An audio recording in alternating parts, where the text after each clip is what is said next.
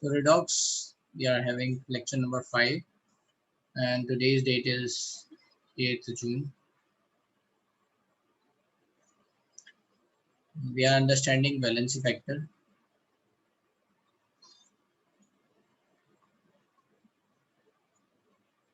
Oxidizing agent and reducing agent. So here you have to remember कि in which, let's say, product it is going to convert. तो ये बहुत important है. So some information you need to remember here also. कि जैसे KMnO4 है. So KMnO4 is going to convert whether into Mn2 plus or MnO2 or let's say MnO4 2 minus. तो ये किस स्टेट में पहुंचेगा है ना. MnO4 KMnO4 means MnO4 minus, that is from +7 oxidation state Mn जो है वो कौन सी ऑक्सीडेशन स्टेट में कन्वर्ट होगा. So you have to remember this part. थोड़ा थोड़ा आपको याद भी रखना है. तो उसमें केस 1 है ना कि salt in which only one atom undergoes either oxidation or reduction, let's say. So over here, let's say we are having an example, let's say KMnO4, or I will say MnO4 minus ion, because the species which is going to, let's say, behave as oxidizing agent is MnO4 minus ion. It could be KMnO4, it could be, let's say, barium permanganate है ना, BaMnO4 whole twice. So MnO4 minus over here we can understand, right? If MnO4 minus is there, so it is going to go into Mn2 plus. This is in acidic medium.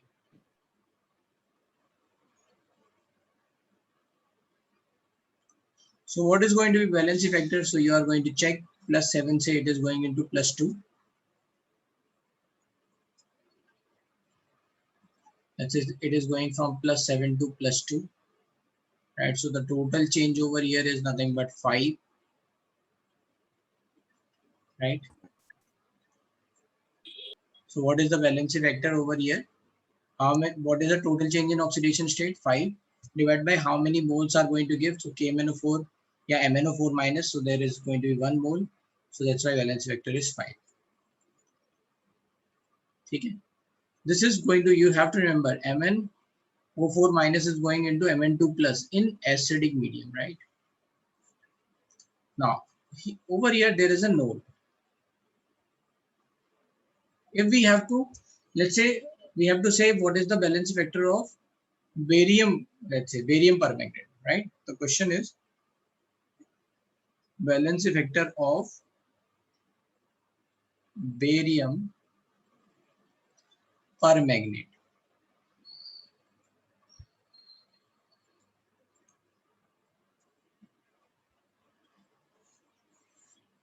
ठीक है.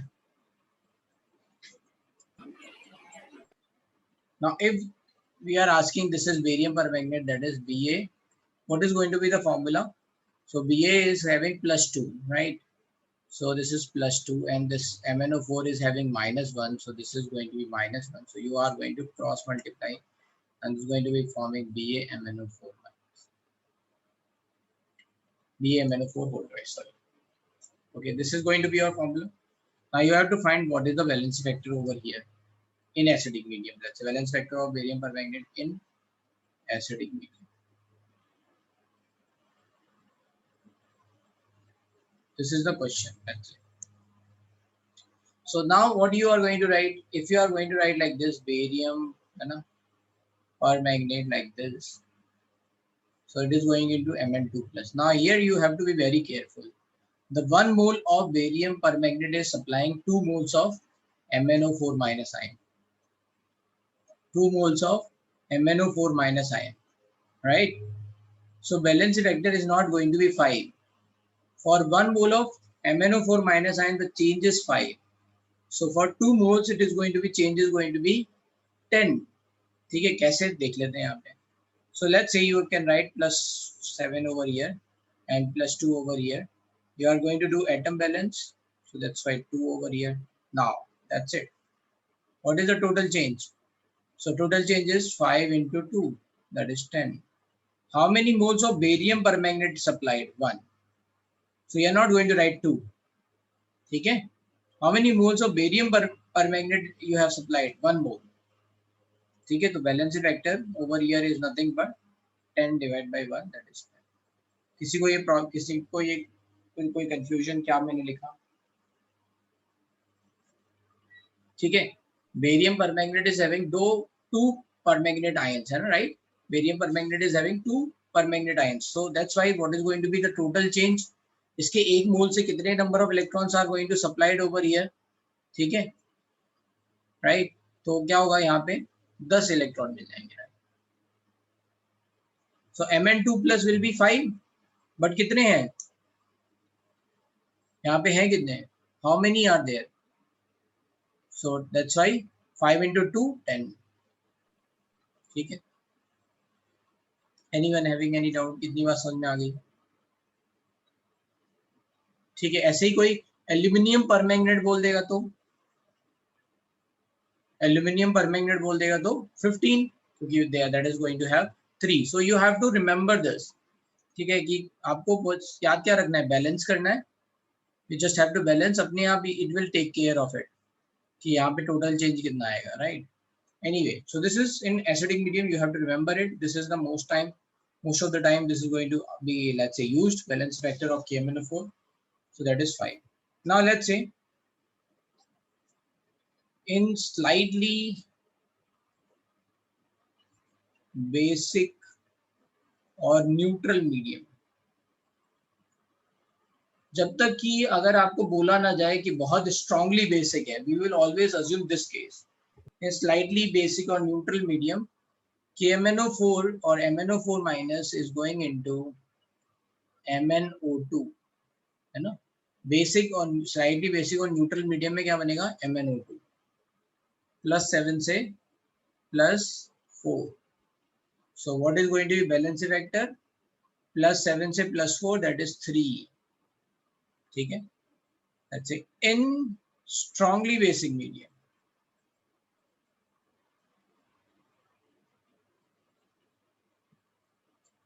So KMnO4 will goes to K2MnO4,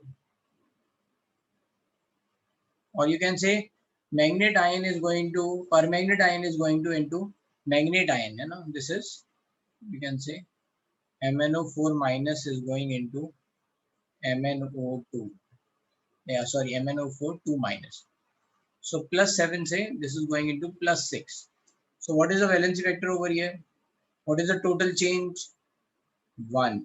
The valence vector is 1. So well, KMnO4 shows 3 different valency vector according to different medium. If the reaction is happening in acidic medium, the valency vector is 5. If the reaction is happening in slightly basic medium or neutral medium, then the valency vector is 3. And if the reaction is happening in very strongly basic medium, then valency vector is going to be 1. इतनी बात आगे समझ में भाई, कैसे निकाल रहे हैं valency vector? Anyone having any problem? Valency vector sir मुझे समझ में नहीं आ रहा, क्या कर रहे हैं? पहले हम टोटल चेंज लिख रहे हैं, थोड़ा बैलेंसिंग लिख रहे हैं, राइट, कि कितना हुआ, एटम बैलेंस किया, and then you have find it कि what is going to be the total change. That's it. समझ में आ गया, राइट? अब ये आपको याद रखना पड़ेगा. क्या याद रखना पड़ेगा? KMnO4 या MnO4 माइनस कौन से मीडियम में कहाँ जाता है. अगर आपने ये मिस कर दिया है ना, तो दिक्कत हो सकती है, राइट? तो इस पे थोड़ा ध्यान रखना.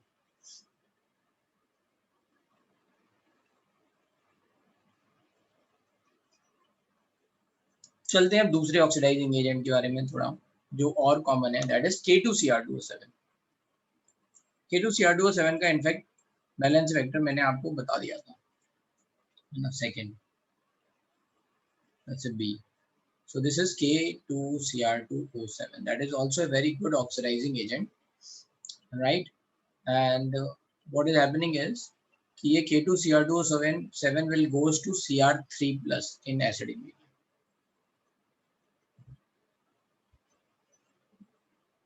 Cr3 plus का मतलब क्या है?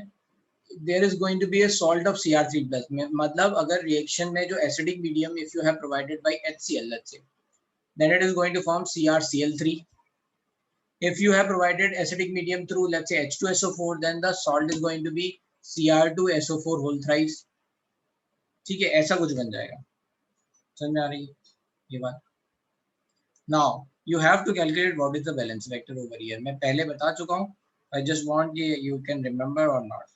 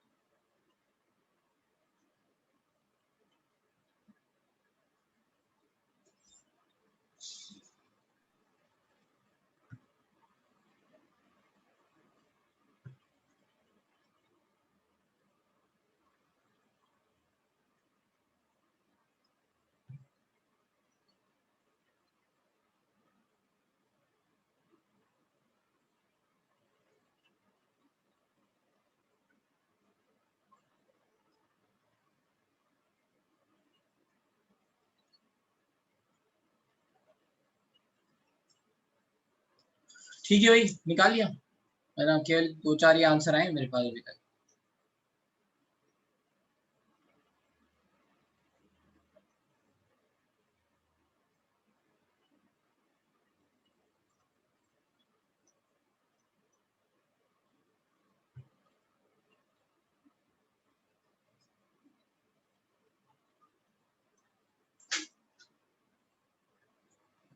So let's say we'll understand.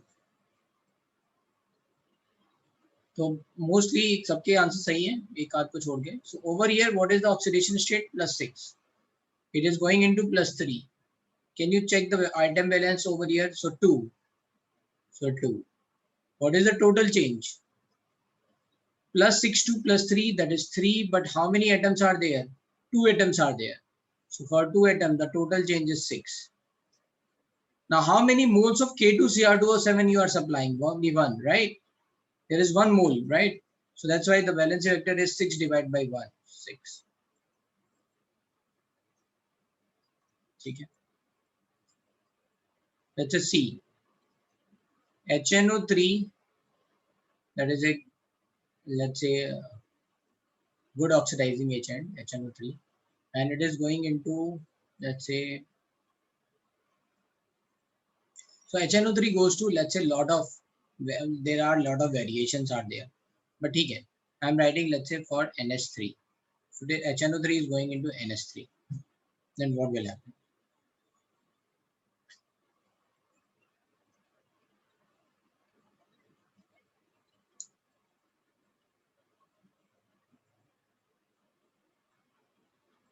What is the valence vector?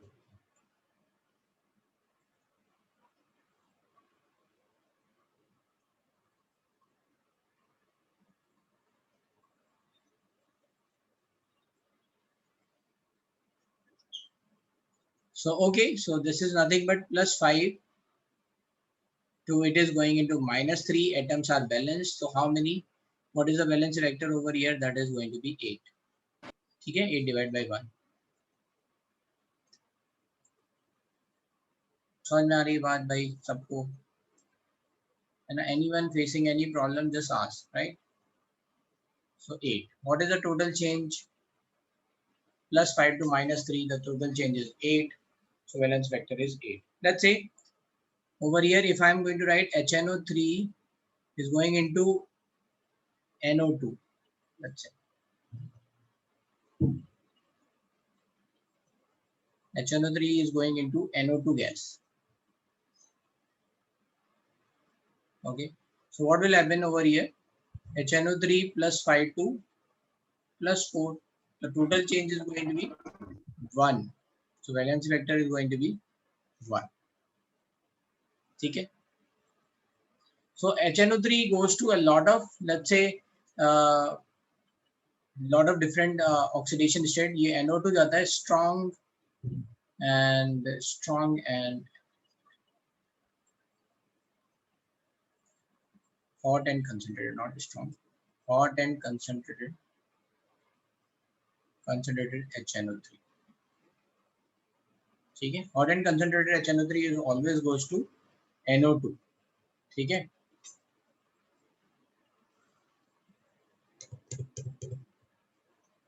Additional product की अभी जरूरत नहीं है, अभी पूरा बैलेंस नहीं करना है. We only have to write कि भाई बैलेंसिंग फैक्टर कितना है.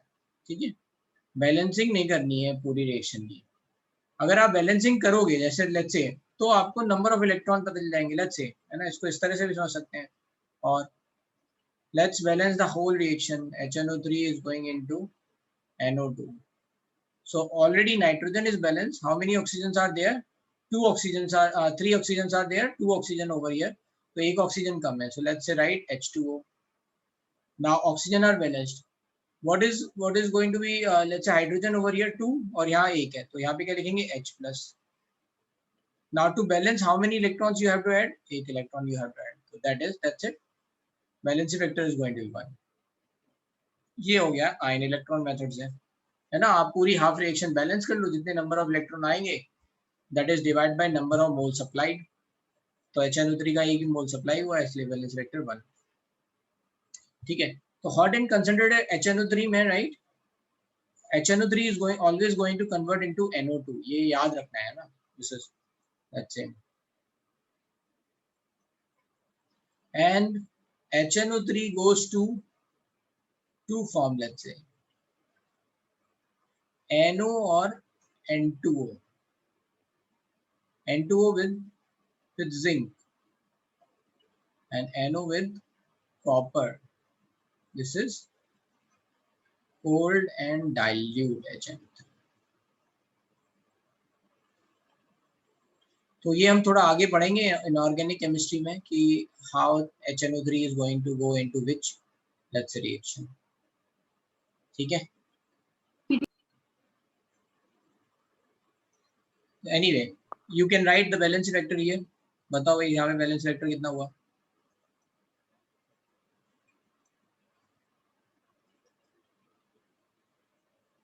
तो यहाँ पे ये किस में जा रहा है, +2 में, राइट. +5 से +2 बैलेंस फैक्टर 3. और यहाँ पे बैलेंस फैक्टर कितना हुआ, +5 से जा रहा है +1 में, राइट. 2 है यहाँ पे, तो 8 डिवाइड बाई हाउ मेनी, यहाँ पे 2 से मल्टीप्लाई करना पड़ेगा, तो यहाँ पे आ जाएगा 4. ठीक है, just to multiply you have to multiply 2 over here. So total change is going to be 8 divided by 2 4. ठीक है, अब चलते हैं आगे. 3 के बारे में बात हो गई. let's say right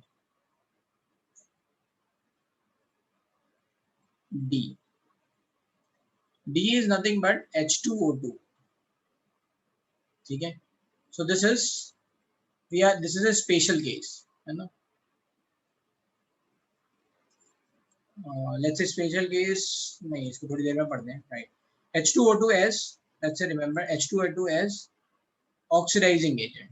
मान लो H2O2 ऑक्सीडाइजिंग एजेंट की तरह बिहेव कर रहा है. ठीक है, H2O2 ऑक्सीडाइजिंग एजेंट की तरह बिहेव कर रहा है, तो ये क्या बनाएगा. So it is going to oxidise others, reduce itself. तो -1 से ये कहाँ बनेगा, H2O में. यहाँ पे ऐसे भी समझ लेते हैं H2O2 as reducing agent. Reducing agent मतलब खुद ऑक्सीडाइज होगा, तो H2O2 बनाएगा O2. So let's see how many oxygen are there, 2. Sorry, not here. What is the total change, -1 से -2 में जा रहा है, 1 का चेंज है. how many, 2 atoms are there, right. so that's why total change is 2. तो balance factor क्या हो गया, 2. अगर H2O2 रिड्यूसिंग एजेंट की तरह भी बिहेव कर रहा है, लेट्स से -1 से जा रहा है 0 में, what is the total change over here, 2. so balance factor is 2. that means balance factor of H2O2 either as oxidizing agent or reducing agent is 2. ठीक है, हमेशा ये 2 ही रहने वाला है.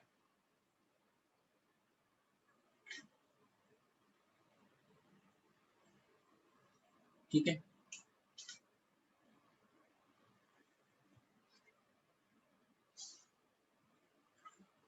अब चलते हैं थोड़ा सम let's say some common, let's say we are going to write valence factor of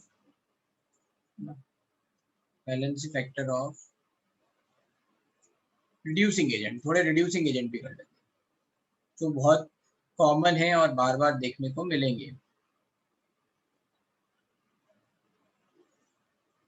उसमें पहला है, फर्स्ट है Fe2+ फेरस सॉल्ट, कोई भी फेरस सॉल्ट हो, है ना, जिसमें कोई और ऑक्सीडाइजिंग और रिड्यूसिंग स्पीसीज ना हो, जैसे फेरस सल्फेट हो गया, ठीक है, ऐसा कुछ, या फिर मोहर सॉल्ट हो गया। मोहर सॉल्ट याद है किसी को?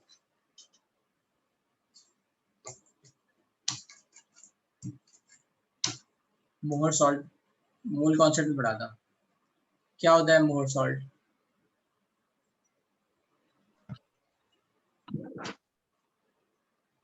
बोलो भाई कोई। अरे बोल दो, हाथ उठाने की जरूरत नहीं, जैसे तो बोलो। हाँ सर अमोनियम आयन सल्फेट। हाँ, फेरस अमोनियम सल्फेट, राइट। तो इसमें एग्जांपल क्या हो सकता है फेरस सॉल्ट, जैसे example we can say ferrous sulphate, और we can say let's say Mohr salt, कुछ भी। मोहर सॉल्ट क्या होता है? Ferrous ammonium sulphate. So we are going to say NH4 whole twice SO4.FeSO4.6H2, ठीक है। तो कोई भी फेरस सॉल्ट होगा, राइट, फेरस क्या होगा? Ferrous salt will always go to ferric. What is the total change? 1 का चेंज है। वैलेंस फैक्टर कितना हो गया? 1।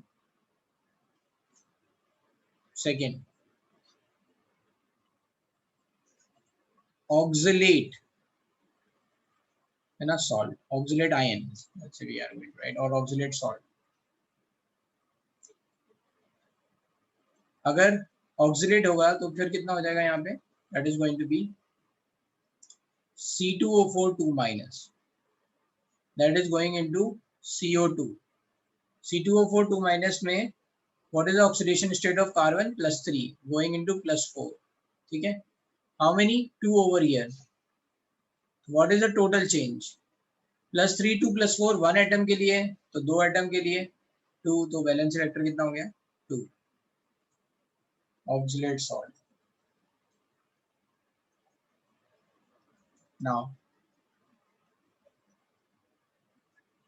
ठीक है, now there is let's a question, find valency factor of ferric oxalate. Ferric oxalate का वैलेंसी फैक्टर बताना है, बताओ भाई।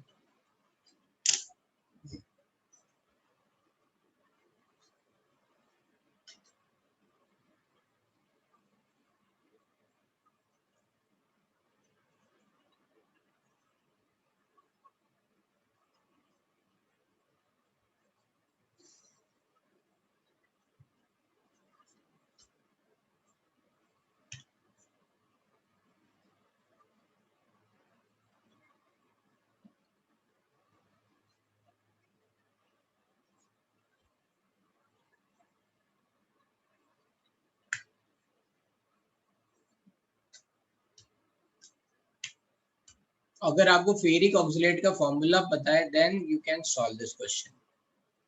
फेरिक ऑक्सलेट, करेक्ट अमन।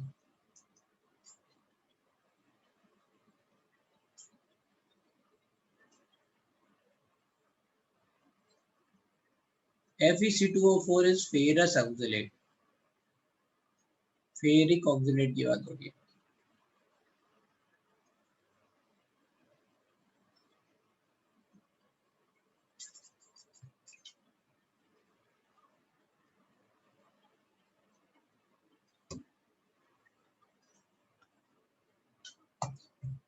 चलो, mostly many people are able to get right answer.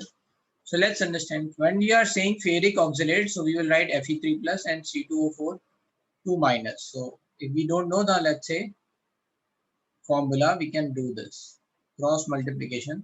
So this is going to be Fe2, C2O4, C2O4. That's it. Don't have to write whole thrice. Okay. So this is going to be ferric oxalate. Now, you know already कि ferric तो ferric में ही रहने वाला है. Fe is in +3. That is okay. That's stable, right? So this Fe2C2O4 whole thrice is going into CO2.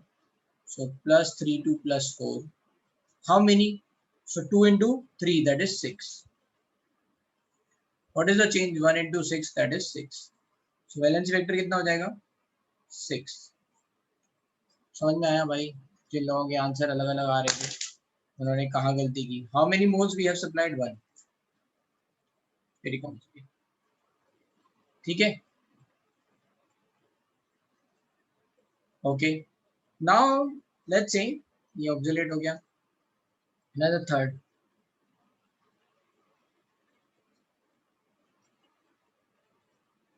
Hypo solution like thio Na2H2O3. So Na2H2O3, if it is in general, mostly this is going into S4O62 minus, right? So Na2S4O62 minus, Na2S4O6. This is the reaction. Okay. Hypo is, this is hypo, short में, और I have told you sodium thiosulfate is going to form sodium tetrathionate.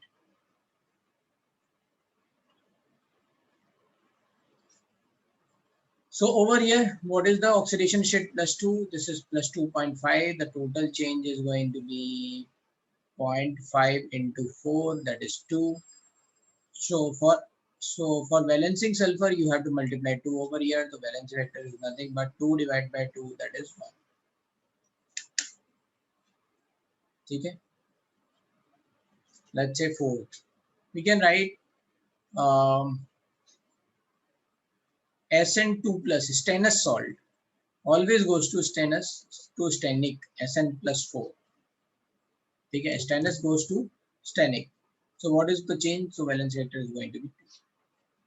I hope कि अगर हमें reaction पता हो तो you can already calculate what is going to be valence vector. ठीक है? तो थोड़ा थोड़ा आइडिया रखना है आपको. रिएक्शन में ये ध्यान देना है कि प्रोडक्ट क्या बन रहा है. Stannous is going to stannic, valence vector 2, है ना. इसी तरह से अगर किसी ने बोला let's say Zn is going into 5th, Zn is going into Zn2 plus, what is the valence vector? Valence vector is 2. ठीक है.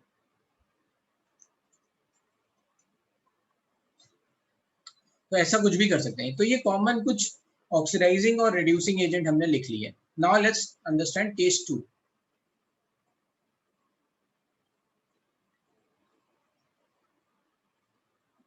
केस 2 हेलो क्या है? सर.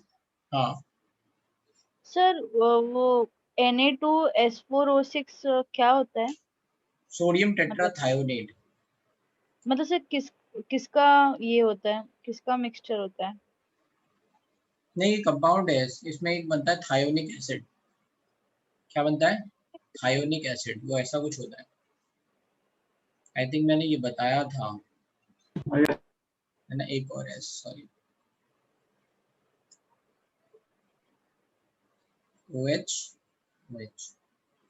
यहाँ पे N होता है, मतलब एक लॉन्ग चेन हो सकती है. तो यहाँ पे अभी राइट N है ना. यस हाँ, रिपीट नहीं कर रहे हैं बस ऐसा. Sorry sir.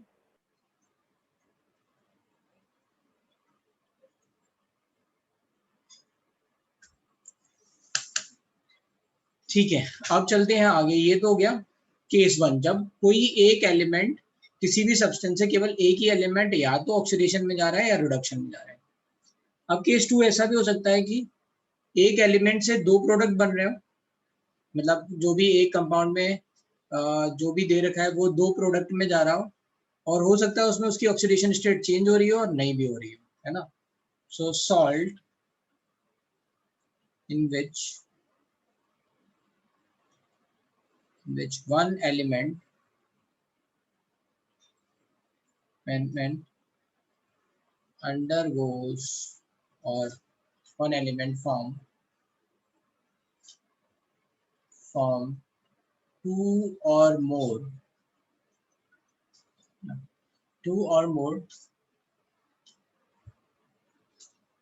product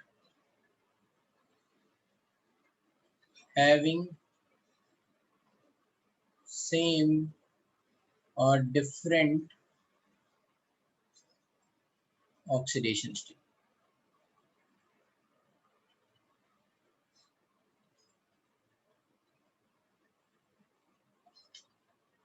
Undergoes either oxidation or reduction, है ना, to form, है ना. So salt in which one element undergoes either oxidation or reduction, ये मिस कर दिया हमने, to form two or more product having same or different oxidation states. तो उसमें एग्जांपल क्या हो सकता है, जैसे एक एग्जांपल ये हो सकता है कि O3 is going into O2 plus oxygen 2 minus, ठीक है. O3 is a ozone, a good oxidizing agent. So O3 is going into O2 plus O2 minus. Now over here the oxidation state is 0, over here 0, and over here this is -2. तो ये दो में जा रहा है, ठीक है, दो ऑक्सीडेशन स्टेट में जा रहा है, जिसमें आउट ऑफ 3 दो ऑक्सीजन तो कुछ ऑक्सीडाइज नहीं हो रहे. Another oxygen is, let's say दो ऑक्सीजन की तो कोई ऑक्सीडेशन स्टेट चेंज नहीं हो रही, और एक ऑक्सीजन की ऑक्सीडेशन स्टेट चेंज हो गया -2 हो गया. So what will happen? Then we are going to write what is the total change. तो इस ऑक्सीजन के हिसाब से डिसाइड होगा, ठीक है. This is the balance reaction over here, है ना. 3 ऑक्सीजन में 2 तो ये है और एक ऑक्सीजन ऐसा ऑक्साइड में जा रहा है. So what is going to be the total change? यहाँ पे तो चेंज 0 है, कुछ हुआ नहीं, ऑक्सीडेशन वगैरह कुछ हुआ नहीं, प्लस ये कितना होगा टोटल चेंज 2, तो कितना हो गया 2. सो वैलेंसी फैक्टर कितना हो गया 2, ठीक है. Another example sir. हाँ सर, इसको डिस्प्रपोर्शन रिएक्शन के समान करेंगे तो नहीं, इसमें एक ही काम हो रहा है, या तो ऑक्सीडेशन हो रहा है या रिडक्शन, ऐसा नहीं हो रहा है कि डिस्प्रपोर्शनेशन हो रहा है. Okay, sorry sir. ठीक है. Another example is, let's say MnO4 minus is going into MnO4 2 minus plus MnO2. let's say मान लो ये कुछ ऐसे रिएक्शन है.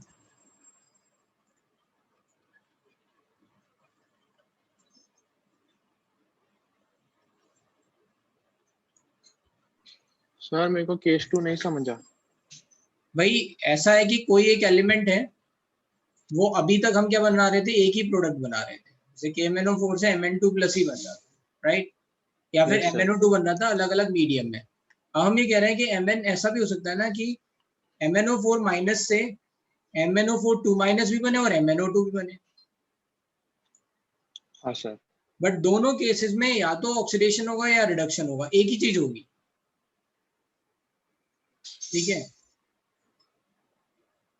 नहीं समझा. कोई बात नहीं, अभी समझा रहा हूँ. तो मतलब किसी एक ऑक्सीडाइज हो रहा है और एक रेड्यूस हो रहा है, वो वैसा वाला नहीं होगा? कुछ मतलब फर्क नहीं, ऐसा कंफ्यूज मत हो. मैं क्या कह रहा हूँ, आपको बस टोटल चेंज निकालना है, बस आप भूल जाओगे क्या हो रहा है क्या नहीं हो रहा है, right. You just have to see कि टोटल चेंज क्या हो रहा है, दैट्स इट, और दिमाग लगाना ही नहीं. तो अब यहाँ पे क्या है, MnO4 minus is going into MnO4 2 minus and MnO2 plus MnO2. अब इसमें एक प्रॉब्लम है, this reaction can be balanced bye multiple, let's say, reactions, ठीक है. आप यहाँ पे 3 लिख दो, यहाँ पे 2 लिख दो, फिर आप बैलेंस कर लोगे, यहाँ पे 1 लिखो, यहाँ 2 लिख दो, तो बैलेंस हो जाएगी. यहाँ 4 लिख दो, यहाँ 3 लिख दो, यहाँ पे 1 लिख दो, यहाँ 2 लिख दो, यहाँ 2 लिख दो, ऐसे कई सारे तरह से बैलेंस हो सकती है. So for this type of reaction क्या होगा, generally stoichiometry would be given. For this type of reaction generally stoichiometry would be given. So let's say I will right stoichiometry. ये 3 MnO4 माइनस है 2, let's say, और यहाँ पे 1, let's say 1 I have given, ठीक है, right. इसमें note करके लिख लेंगे for this half reaction can be balanced by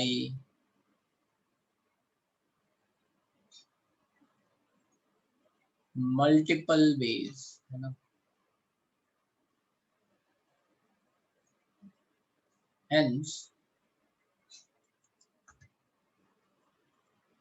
Hence for these type of questions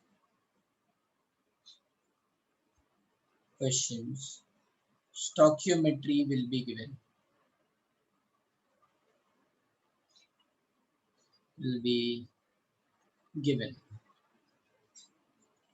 ठीक है. So let's say this is given as 3 MnO4 is going to give 2 MnO4 2 minus and 1 MnO2. Then what you are going to write, what is the oxidation state? +7, this is +6 and this is +4. What is the change over here? तो change है एक का.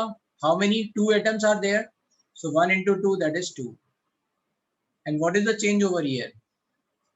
ठीक है. What is the change? +7 से +4, so change is 3. So the total change is nothing but 5. So valency vector is nothing but 5/3. फिर से समझ लेते हैं क्या कह रहा हूँ. यहाँ स्टोकियोमेट्रिक डिफाइंड है ना. तो हम देख लेंगे कि भाई यहाँ दो, मतलब इसका मतलब है कि आउट ऑफ 3 MnO4 माइनस, भाई 2 MnO4 तो जा रहे हैं आपके MnO2 में, सॉरी MnO4 2 माइनस में, सॉरी, और एक MnO4 माइनस जा रहा है आपका MnO2 में. तो भाई इन दोनों के करस्पॉन्डिंग कितने इलेक्ट्रॉन्स आपने यहाँ पे गेन किए, ठीक है, रिडक्शन में. सो +7 से +6 जा रहा है, एक का चेंज है, और 2 के लिए कितना हो जाएगा, 2 का चेंज आ जाएगा. और यहाँ +7 से +4 के लिए कितने गेन किए, 3 गेन किए. तो टोटल गेन कितने हो गए, 5. How many moles you have supplied, 3. तो वैलेंस वेक्टर क्या हो गया, 5/3. क्लियर है भाई ये बात? इसमें किसी को कोई कंफ्यूजन? सर ये 5 कहाँ से है? क्या बोल रहे हो, सुनाई नहीं दे रहा है. सर वो 5 कहाँ से है? 5 थोड़ा और धीरे बोलो तो, और बिल्कुल नहीं सुनाई देगा. सर वो पूछ रहे 5 कहाँ से है? 5 कहाँ से है, इन दोनों को ऐड कर दिया भाई. Okay sir. Two number of electrons यहाँ पे आए ना, टोटल चेंज, और यहाँ पे इस वाली के लिए कितने आए, 3 आए. 2 + 3 कितना हुआ, 5. ये एक बार किया है ना पहले हमने रेडॉक्स रिएक्शन में. हाँ सर, समझा सर.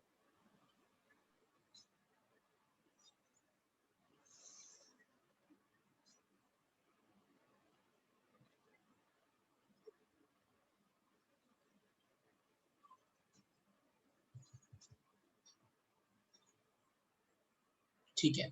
सर MnO4 माइनस से जब MnO2 माइनस आएंगे तो एटम नहीं करेंगे क्या, जब ये MnO4 माइनस से MnO2 माइनस आएंगे तो एटम बैलेंस नहीं करने? कर, तो इसीलिए तो पहला स्टोकियोमेट्री पहले से ही गिवन है. इसमें एटम बैलेंस कई तरीके से हो सकता है, ये समझाया था ना. Yes sir. सर तो इसमें कुछ चेंज नहीं करना है स्टोइकियोमेट्री में? इसमें, हाँ, इसमें नहीं करना.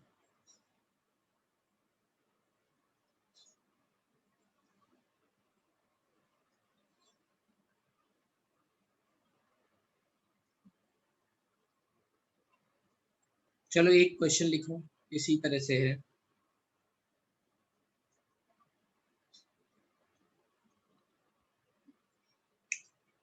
टू MnO4 माइनस है ना, इसका बैलेंस वेक्टर बताना है. It is going into Mn2 plus MnO4 2 minus. बताओ बैलेंस वेक्टर कितना.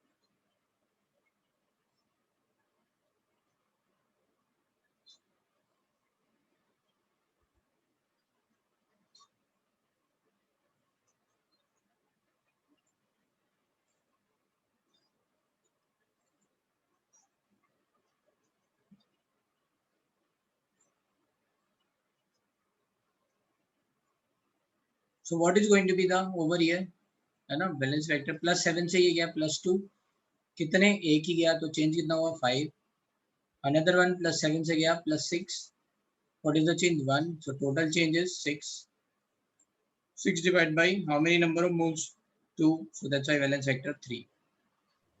सर हाँ सर तो यहाँ हमको वो देखना ही नहीं है क्या कि स्टॉक्यूमेट्री क्या है? इस वाले केस में नहीं देखें।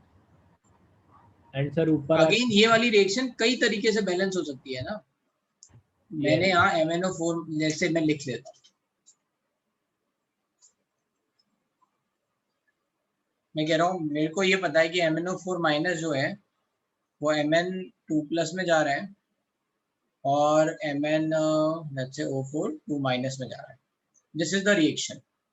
अब एक स्टूडेंट आया, उसने बोला कि sir let's say I will right 2 over here, ये मेरे को बैलेंस दिख रहा है, now I will say 8 let's say oxygen atom here है और यहाँ पे 4 ऑक्सीजन एटम है, I will write 4H2O over here and तो for 4H2O I am going to write 8H+ over here. Now I am going to write what is the let's say charge balance over here, तो 2+ 2 minus, तो ये तो हो गया 0 और यहाँ पे कितना है 8+ 2 minus, so I have to write 6 electron, तो बैलेंस वेक्टर आ गया आपका 6 डिवाइड बाई 2, ये तो अभी हमने किया। मान लो दूसरा स्टूडेंट हुआ, उसने कहा कि नहीं सर मुझे ये 2 अच्छा नहीं लग रहा, आई विल राइट लाइक दिस, मैं यहाँ पे 2Mn2+ लिख लेता हूँ, सो MnO4 2 माइनस, राइट, मैंने ऐसा लिख लिया। Let's see now you are going to say okay now what do you have to do, total over here Mn3 है तो Mn लिख लिया, MnO4 minus, now how many oxygen 12 oxygen आ गए, यहाँ कितने 4 ऑक्सीजन है, so what I have to write, I have to write 8H2O, 8H2O रखूंगा तो कितना 16H+ लिखना पड़ेगा, 16H+ के लिए how many electrons I have to add, ये तो इतना यहाँ पे कितना पॉजिटिव है 4+ 2 माइनस, तो टोटल इज 2+, मुझे 2+ लाना है, यहाँ पे कितना है 16+ और 3 माइनस, सो 13+, 13+ से 2 माइनस अगर मुझे बचाना है तो मुझे 11 इलेक्ट्रॉन जोड़ देने चाहिए, right, so that's it, balance vector अब क्या हो जाएगा, another student is going to say 11/3 और फर्स्ट स्टूडेंट इज सेइंग 3, हो गया ना controversy, so that's why we are going to define stoichiometry over here, you can balance these reaction in multiple ways, समझ में आया सरदार जी? यस सर अच्छे से।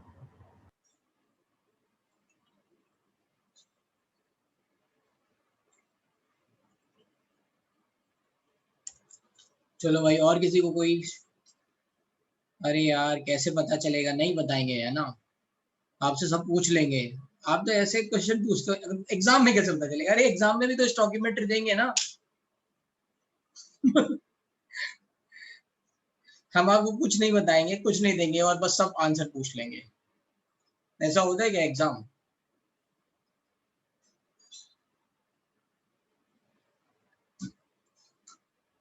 क्यों वेदांत, ऐसा होता है क्या?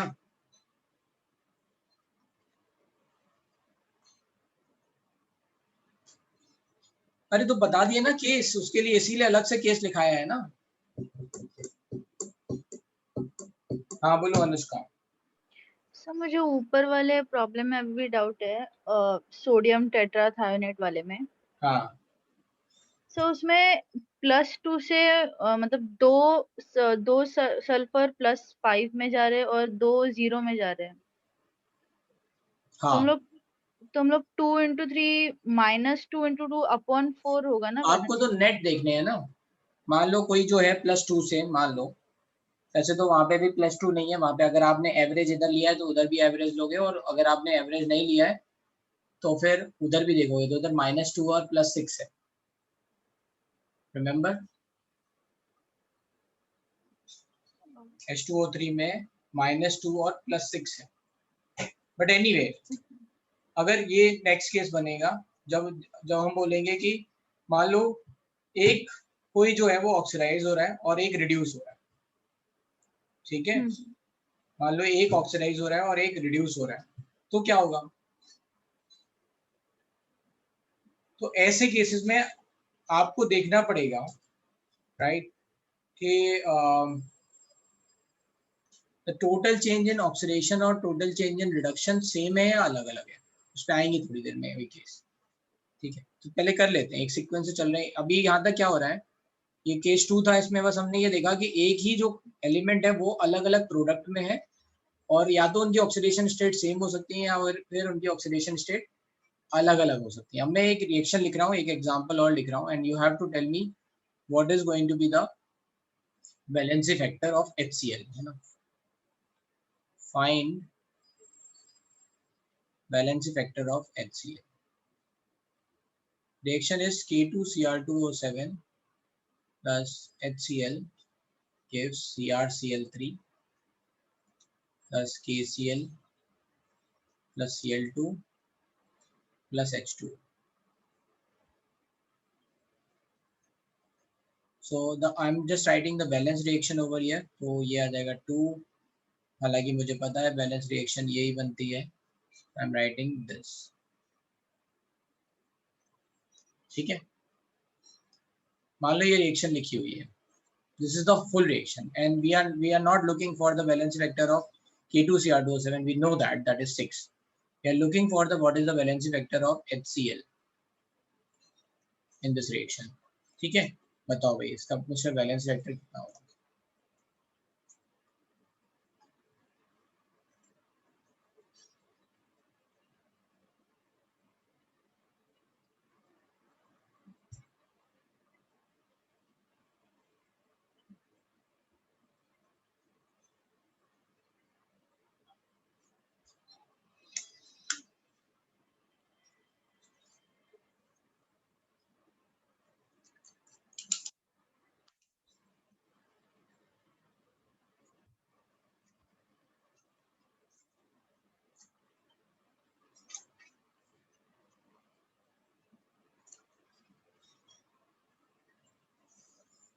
करेक्ट ध्वनि।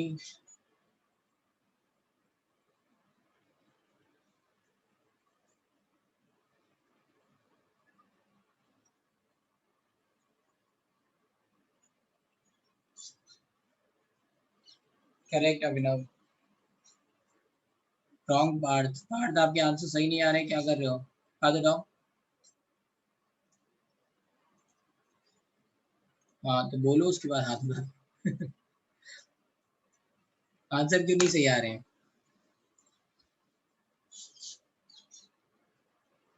क्या किया है इसमें। सर इसमें मैंने सी का ऑक्सीडेशन Cl का ऑक्सीडेशन स्टेट देखा है। तो ये -1 है। यस। कहाँ जा रहा है, -1 में जा रहा है, -1 में जा रहा है, 0 में जा रहा है।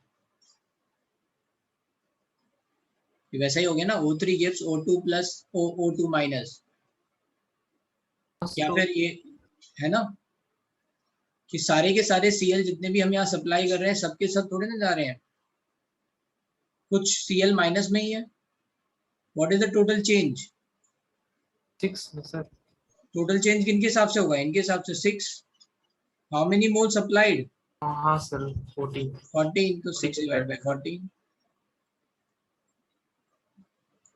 ठीक है, तो ऐसे कोई क्वेश्चंस आएंगे तो आप ध्यान रखना। इसमें स्टोकियोमेट्री जनरली दे रखी होगी या फिर ये पूरी रिएक्शन दे रखी होगी, मतलब है ना। तो यहाँ स्टोकियोमेट्री है, K2Cr2O7 फिक्स कर रहा है, क्योंकि K2Cr2O7 क्या कर रहा है, 6 electron over here, this is going to consume, ठीक है। ऑक्सीडाइजिंग एजेंट है, खुद रिड्यूस होगा तो 6 इलेक्ट्रॉन वो कंज्यूम कर रहा है। कैसे, बैलेंस फैक्टर 6 है, तो 6 इलेक्ट्रॉन यहाँ निकलेंगे। अगर ये K2Cr2O नहीं दे रखा होता और स्टोकियोमेट्री नहीं दे रखी होती तो ये रिएक्शन बहुत मल्टीपल वे में बैलेंस हो सकती है या नहीं। क्या लिखा हुआ है यहाँ पे, Cl minus give Cl minus plus Cl2। अब कर लो बैलेंस जितने मन चाहो उतने तरीके से, है ना। तो ऐसे केसेस में स्टोकियोमेट्री आपको या तो दे रखी होगी या फिर आप निकाल लोगे by balancing of this balancing this reaction, ठीक है। यहाँ तो मैंने ऑलरेडी दे रखी थी, ठीक है। सही है भाई, किसी को कोई दिक्कत। No sir. ठीक है, केस 3। Hello sir. सर वो क्लोरीन का आपने CrCl3 क्या, फिर से थोड़ा तेज बोलो। सर आपने CrCl3 में क्रोमियम क्लोराइड में, क्रोमियम क्लोराइड में हाँ, तो Cr+3 में, Cl -1 में। ओके ठीक, मेरे को लगा -3 आना चाहिए था उधर क्लोरीन का। नहीं ये 3 है ना, तो -1 उससे आ जाएगा ना। Okay sir. गड़बड़ हो रही है संकेत, है ना, अंडरस्टैंडिंग में आ रहा है समझ में? हाँ सर, वो मेरे को ऑक्सीडाइजिंग नंबर वो उसका निकालने में थोड़ा प्रॉब्लम हो रहा था क्लोरीन का उधर। तो आप स्लो जाओ ना, आप x लिखो, -1 लिखो, मतलब क्लोरीन का, फिर ऐसे निकल जाएगा, ओके सर। है ना। अभी हमें तो, मुझे तो याद हो गए हैं, और धीरे धीरे जिन लोगों ने प्रैक्टिस कर ली होगी उनको भी धीरे धीरे याद हो रहे होंगे कि यार अच्छा ठीक है, ये ऐसा होता है। नेक्स्ट केस है, let's say case is going to be जहाँ पे एक सॉल्ट है जिसमें 2 कंपाउंड है, तो दोनों के दोनों या तो ऑक्सीडेशन में जा रहे हैं या रिडक्शन में जा रहे हैं, ठीक है। 2 or more element, right? So salt from which 2 or more element undergoes either oxidation, क्या कह रहे हो, और रिडक्शन। बंद करना। चलो ठीक है, तो लेट्स अंडरस्टैंड दोज एग्जांपल जहाँ पे, ठीक है, ये केसेस याद नहीं रखने हैं, बस आपको ये आइडिया लगाना है कि क्या करना होगा अगर कुछ भी आ जाएगा, right. You just don't have to remember the cases, you just understand the example what we are doing. तो पहला एग्जांपल है, जैसे लिखा हो फेरस ऑक्सलेट, है ना, ये लिखा हो ferrous oxalate. What is the valency vector? आपको पता है फेरस ऑक्सलेट +2 से फेरस जाता है +3 में, और ऑक्सलेट जाता है CO2 में, ठीक है। In both cases this is oxidation, है ना, +3 से ये जा रहा है +4, this is also oxidation,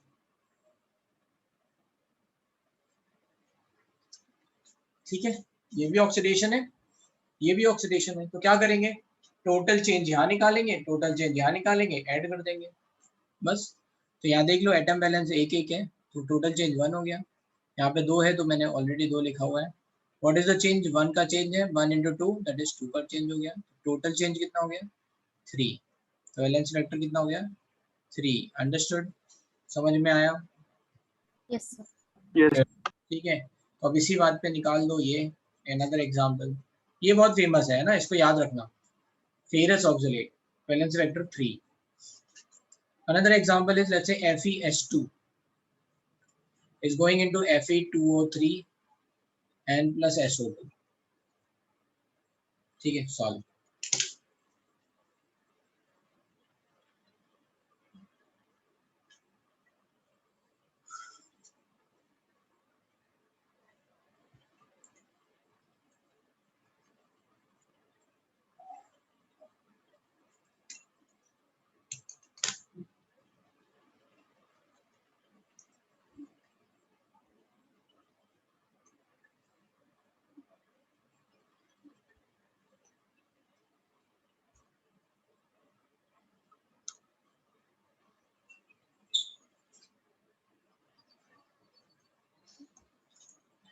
another example है आपका, एक और आप सॉल्व करो।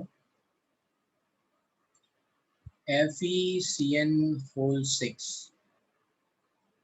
4- is going into Fe3 plus CO2 plus NO3-, ठीक है।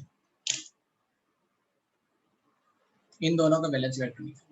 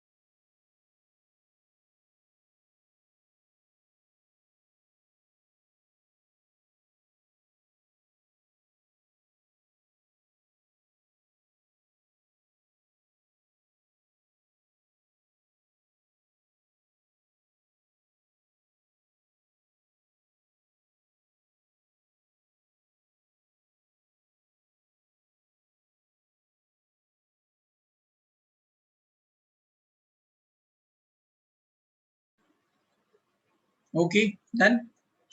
तो देखो भाई पहले वाले एग्जांपल में तो आपको ये याद रखना है कि Fe की +4 ऑक्सीडेशन स्टेट नहीं हो सकती है। मतलब अगर आपने -2 लिख दिया यहाँ पे तो X मेथड से ये +4 हो जाएगा। तो Fe की +4 नहीं होती है। Fe की जनरल जो ऑक्सीडेशन स्टेट है वो है +2 और +3, फेरस और फेरिक। तो यहाँ से एक बात क्लियर हो गई कि ये जो सल्फर है ये -1 में होगा, मतलब ये +2 में होगा और ये -1 में होगा। ठीक है, कैसे?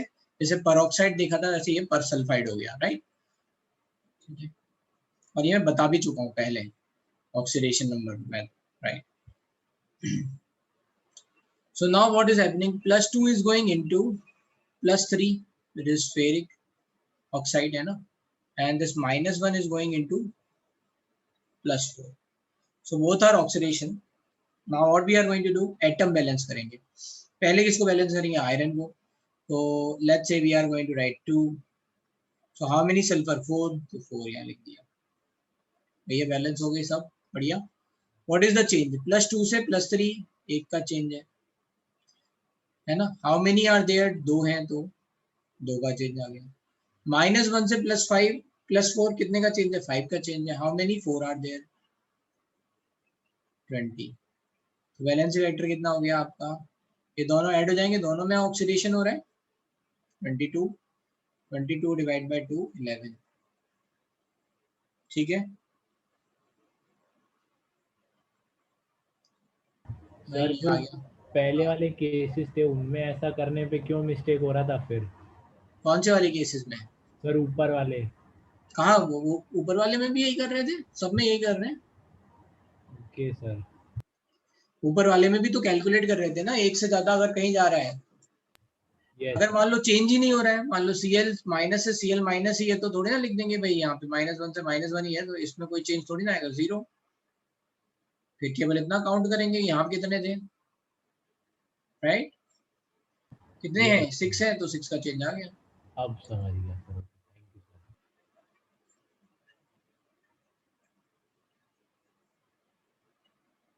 अब भाई पहला आंसर मुझे किसी ने नहीं दिया है, ठीक है, एक बच्चे ने दिया बस। अब मैं चाहता हूँ ये कम से कम दूसरा वाला सब लोग दे दो, है ना। ये आंसर आप सबको देना है ना, बैलेंसिंग करना मत भूलना। Let's see, yes second is going to be big, yes. तो जिनका अगर वैल्यू ज्यादा आ रहा है तो घबराओ नहीं, and this is possible.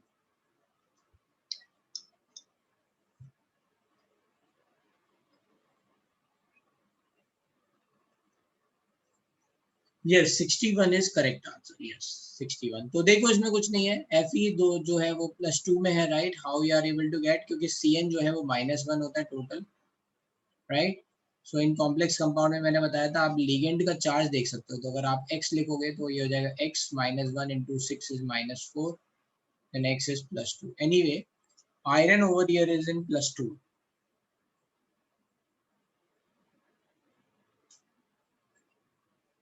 Now the next problem is what is going to be the oxidation state of carbon and nitrogen in Cn. So you have to remember Cn is like this and the carbon is having negative charge over here. So what is happening? The nitrogen is pulling all the electrons from carbon, so it is -3. And the carbon is losing 3 electron, but it is already having -1, so that's why +2. ठीक है, oxidation state of carbon is nothing but +2. Again, carbon is losing 3 electron, तो 3 electron उसने loose किए, but 1 electron gain भी कर लिया ना। Cn minus में कार्बन पे नेगेटिव चार्ज है, नाइट्रोजन पे नेगेटिव चार्ज नहीं है। क्यों नहीं है नाइट्रोजन पे नेगेटिव चार्ज? बिकॉज कार्बन का ऑक्टेट ही कंप्लीट नहीं हुआ।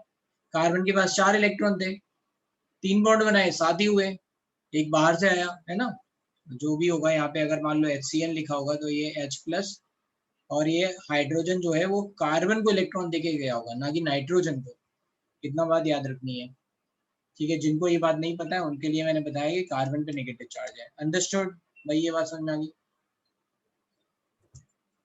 अब कार्बन का +2, नाइट्रोजन का -3, यहाँ पे +3, +4, +5, बैलेंस कर लेते हैं। टोटल 6 है तो 6 लिख लो, 6 लिख लो।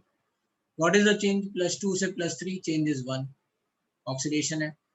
+2 से +4 change is 2, but 2 into 6 that is 12. and -3 से +5 changes 8. How many? 6. So 48. 48, 12, 60 and 1, 61. So valence vector is 61. Understood? ये समझ में आ गया? Yes, no? Yes, sir. ठीक है, तो ये उनके लिए था जिनको ये में डिफिकल्टी लग रही है, तो आप लोग बस ध्यान दो एटम बैलेंस पे and then just write the difference. ठीक है, ऐसे बहुत सारे एग्जांपल हो सकते हैं, but we are going to move ahead with case 4।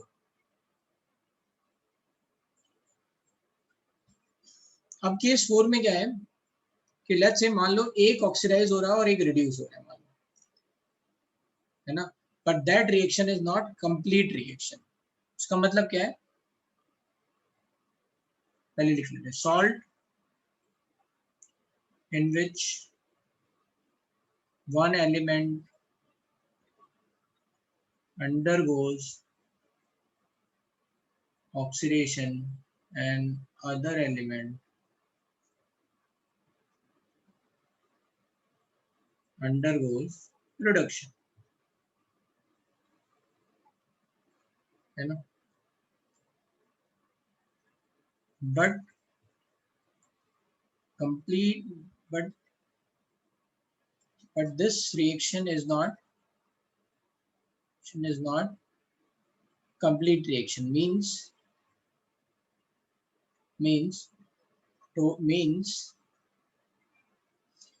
total number of electron absorbed, है ना, और consumed, matter is consumed in reduction is not equals to total number of electron in released in oxidation। पहले समझ लेते हैं इसका मतलब है कंप्लीट क्यों नहीं बोल रहा हूँ। देखो ऐसा हो सकता है कि एक ही एलिमेंट, है ना, दो कंपाउंड में जाए, दो प्रोडक्ट में जाए, but total change in oxidation और total change in reduction that is same, तो वो पूरी रिएक्शन हो गई ना भाई, जितने इलेक्ट्रॉन निकले उतने ही कंज्यूम हो गए, तो वो कंप्लीट रिएक्शन हो गई। ऐसे केस में आप क्या करोगे, ऐसे केस में you are only going to see one half reaction, आप केवल एक हाफ रिएक्शन देखोगे, उसमें टोटल चेंज क्या होगा। ठीक है, आएंगे उस पे, वो केस 5 होगा। अभी हम देख रहे हैं कि ऐसा हुआ कि भाई एक कंपाउंड में दो एलिमेंट है, एक तो जा रहा है ऑक्सीडेशन में, दूसरा जा रहा है रिडक्शन में, but total change is not same. जैसे एग्जांपल समझते हैं, जैसे एग्जांपल मान लो ये लिखा हो MnNO3 whole twice, over here Mn is +2, this is +5, Mn is going let's say in MnO2 and NO3 is going into N2। ठीक है, ऐसा कुछ रिएक्शन, ठीक है, तो +2 is going into +4 and +5 is going into +1, ऐसा कुछ हो रहा है, राइट। अब क्या करेंगे, देखेंगे भाई +2 से +4 क्या है, ऑक्सीडेशन है भाई, +5 से +1 क्या है, रिडक्शन है। What is the change, Mn एक है, नाइट्रोजन यहाँ पे 2 है और यहाँ पे 2 है, तो ठीक है, एटम बैलेंस है, अभी हमें कुछ दिक्कत नहीं है।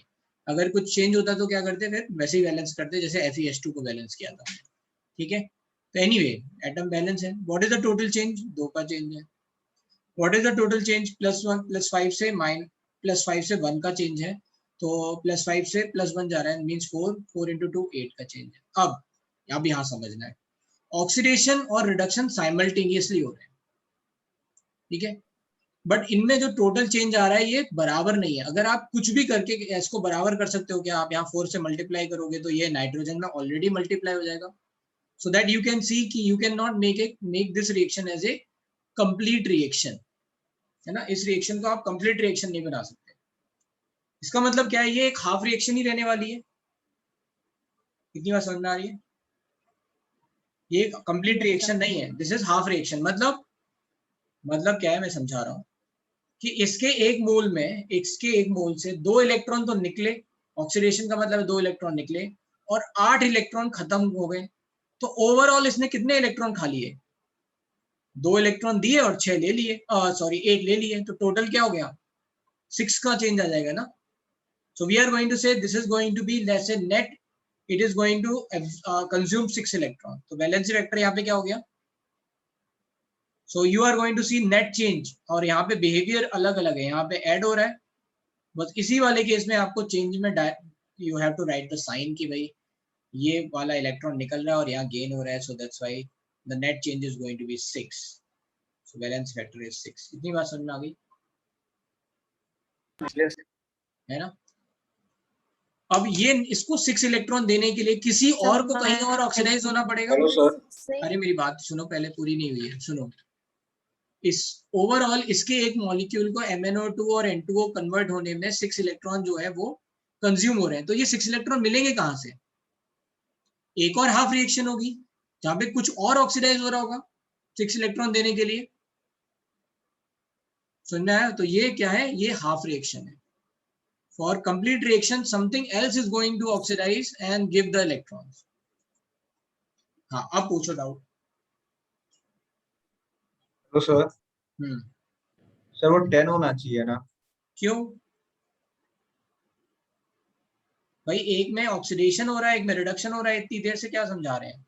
क्यों ऐड कर दिया आपने? दोनों एक ही बिहेवियर थोड़ी ना। यहाँ +2 से +4 आ रहा है ऑक्सीडेशन, यहाँ +5 से +1 जा रहा है, घट रहा है oxidation number. It is decreasing, here increasing. तो ये आइडेंटिफाई करना अभी तक नहीं सीखे हम कि ऑक्सीडेशन नंबर बढ़ता है तो ऑक्सीडेशन और ऑक्सीडेशन नंबर घटता है तो रिडक्शन। -6 नहीं होगा because we are not saying कि, है ना, हम ये कहेंगे कि ultimately this is going to behave as oxidising agent, खुद में रिड्यूस हो रहा है। अगर कोई मुझसे पूछेगा कि नेट इफेक्टिव इफेक्ट क्या है MnNO3 होल ट्वाइस का, तो मैं बोलूंगा ये net overall it is going to behave as oxidising agent. दूसरे को ऑक्सीडाइज करेगा, खुद रिड्यूस हो रहा है।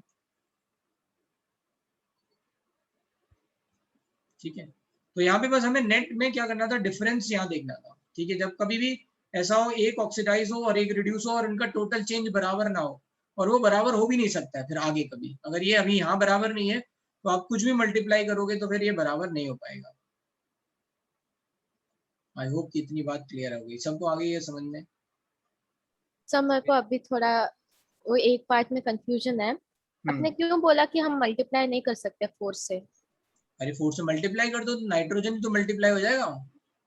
ओके हाँ भाई Mn को 4 से मल्टीप्लाई किया तो ये Mn आएगा कहाँ से? Mn का सोर्स क्या है? MnNO3 मैंगनीज नाइट्रेट है ना।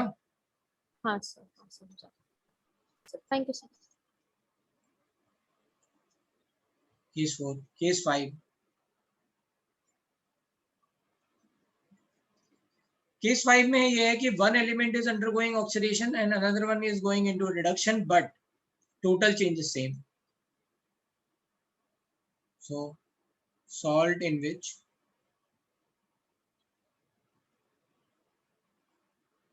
one element undergoes oxidation and other element undergoes reduction, but total change in oxidation state, oxidation number during oxidation or reduction is same.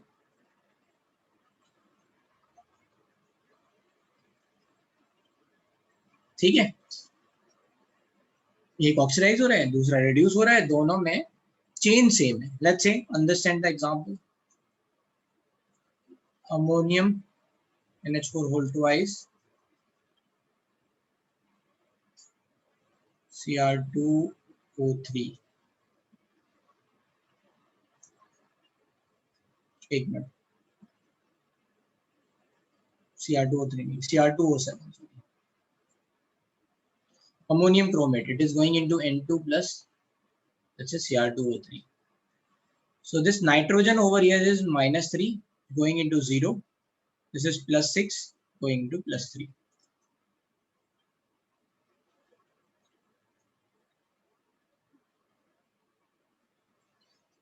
Let's say this is the overall reaction.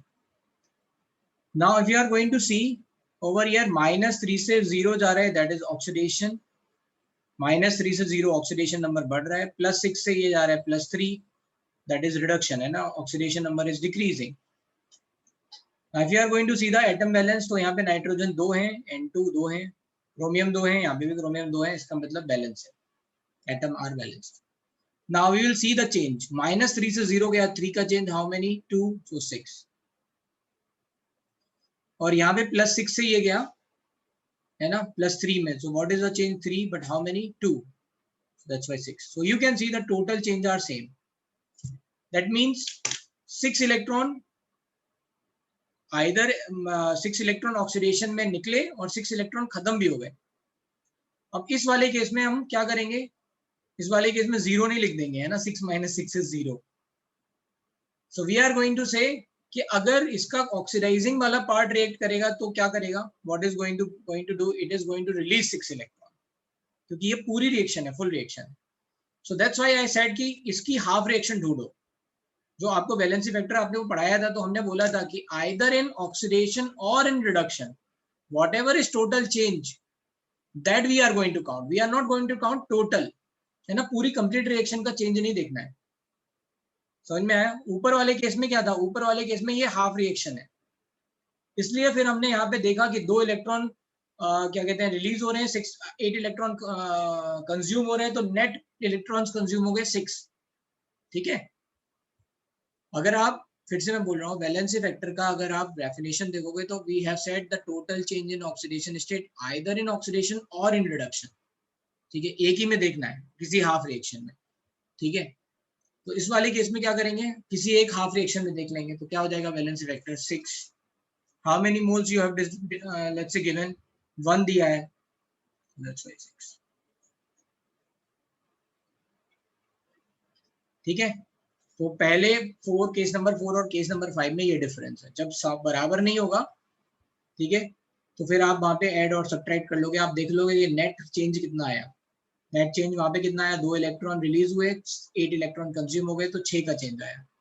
यहाँ पे क्या हो रहा है, यहाँ पे ये कंप्लीट रिएक्शन है, तो आपको एक हाफ रिएक्शन में देखना पड़ेगा कि 6 का चेंज आया है, and that's why the valency factor is 6। अरे यार वेदांत, तुम्हें मेरी बात समझ में नहीं आ रही है क्या, या फिर तुम समझना नहीं चाह रहे हो? तो सर वो थोड़ा समझा नहीं।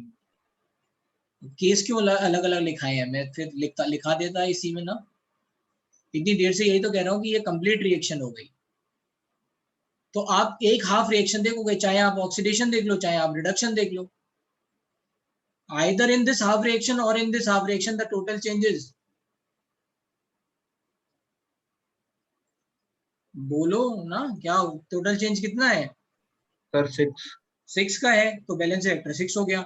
यहाँ पे क्या है, यहाँ पे ये कंप्लीट रिएक्शन थोड़ी ना है, ये एक हाफ रिएक्शन है। मैंने बोला था कि इसमें क्या होगा, 6 इलेक्ट्रॉन आपको नेट चाहिए, मतलब इसने कंज्यूम कर लिया, तो कोई और देगा ना 6 electron, somebody else will give the 6 electron. इसका मतलब क्या है, ये ओवरऑल हाफ रिएक्शन है, तो इस ओवरऑल हाफ रिएक्शन में आपको देखना है नेट चेंज कितना आया। 2 इलेक्ट्रॉन निकले, 8 इलेक्ट्रॉन कंज्यूम हो गए। लेट्स से अगर ये बात नहीं यहाँ से समझ में आ रही है, तो इसको आयन इलेक्ट्रॉन मेथड से बैलेंस करके देखो, खत्म बात, राइट। जिनको ये बात नहीं समझ में आ रही है, तो आपको टोटल इलेक्ट्रॉन मिल जाएंगे, Mn बराबर है नाइट्रोजन बराबर है, let's see how many oxygen are there 6, how many are there 3, लिख दो 3H2O। So what we are going to write 6H plus. Now this part is neutral, तो यहाँ पे क्या हो जाएगा 6 इलेक्ट्रॉन, तो वैलेंसी फैक्टर कितना हो गया, 6 हो गया। अब समझ में आ गया वेदांत?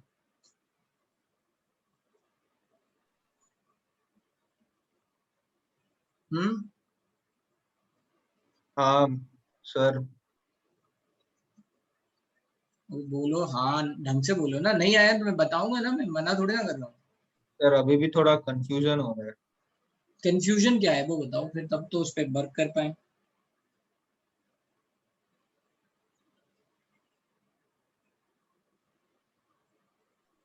सर मतलब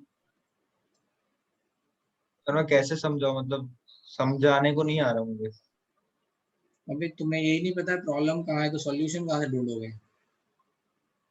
you don't know where to look, तो कहाँ देखोगे तुम? इसमें क्या नहीं समझ में आया ये बताओ ना। जो मैंने बोला वो तुमने पहले, या तो पहले तुमने कहा मुझे समझना ही नहीं है तो बात अलग है। मैं जो कह रहा हूँ वो तुमने सुना ध्यान से, मैं क्या कह रहा हूँ? Yes sir. क्या बोला मैंने? सर मतलब कंप्लीट रिएक्शन हो तो सर मतलब फिर टोटल चेंज जो होगा वो अलग अलग देखेंगे ना, मतलब ऑक्सीडेशन और रिडक्शन का। अगर कंप्लीट रिएक्शन होगी तो एक हाफ रिएक्शन देखेंगे, हाँ यस सर, वही बोल रहे है हैं। ना? अगर कंप्लीट रिएक्शन है, कंप्लीट रिएक्शन नहीं है तो फिर निकाल लेंगे, कैलकुलेट कर लेंगे। भाई यहाँ पे क्या कर रहे थे, इन पुराने वाले केस में ऐड क्यों कर रहे थे? क्योंकि सब में इलेक्ट्रॉन रिलीज हो रहे हैं। ये जो है +2, सॉरी कंज्यूम हो रहे हैं, यहाँ पे ये रिडक्शन हो रहा है। मैं क्या बोल रहा हूँ, सॉरी, +2 से +3 जा रहे हैं ना, हाँ ऑक्सीडेशन हो रहा है।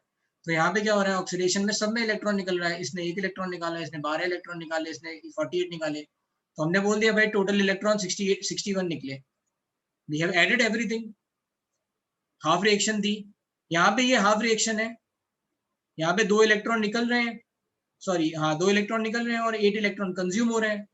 Then we said okay overall कितने इलेक्ट्रॉन कंज्यूम हुए होंगे, तो 6 इलेक्ट्रॉन कंज्यूम हुए होंगे, है ना? इसको हमने आयन इलेक्ट्रॉन मेथड से भी समझा दिया। आयन इलेक्ट्रॉन मेथड से बैलेंस करके देखो, अपने आप जितने नंबर ऑफ इलेक्ट्रॉन आएंगे वो आपका बैलेंस वेक्टर हो जाएगा।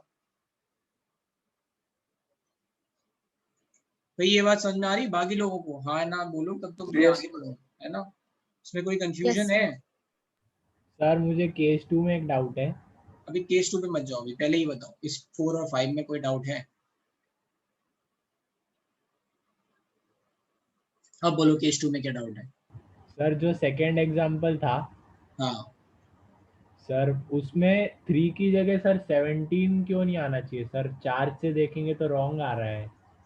अरे तुम ये आयनिक है ना, तुम चार्ज क्यों बैलेंस कर रहे हो? अभी हमने अगर आयन इलेक्ट्रॉन से बैलेंस करोगे तो अपने आप H+ वगैरह आ जाएंगे। Okay sir. अभी हम यहाँ पे पूरी बैलेंस हाफ रिएक्शन थोड़े ना लिख रहे हैं। यस सर, इसलिए रॉन्ग आ रहा हमको है ना। काम क्या करना है भाई, हमको काम ये करना है total change in oxidation state देखना है, बाकी तो हाइड्रोजन हाइड्रोजन सब बैलेंस हो जाएंगे।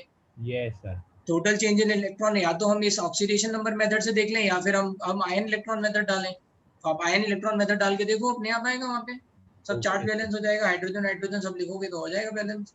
यस सर, ठीक है, ओके, थैंक यू सर। अब केस 6 है डिस्प्रोपोर्शनेशन रिएक्शन।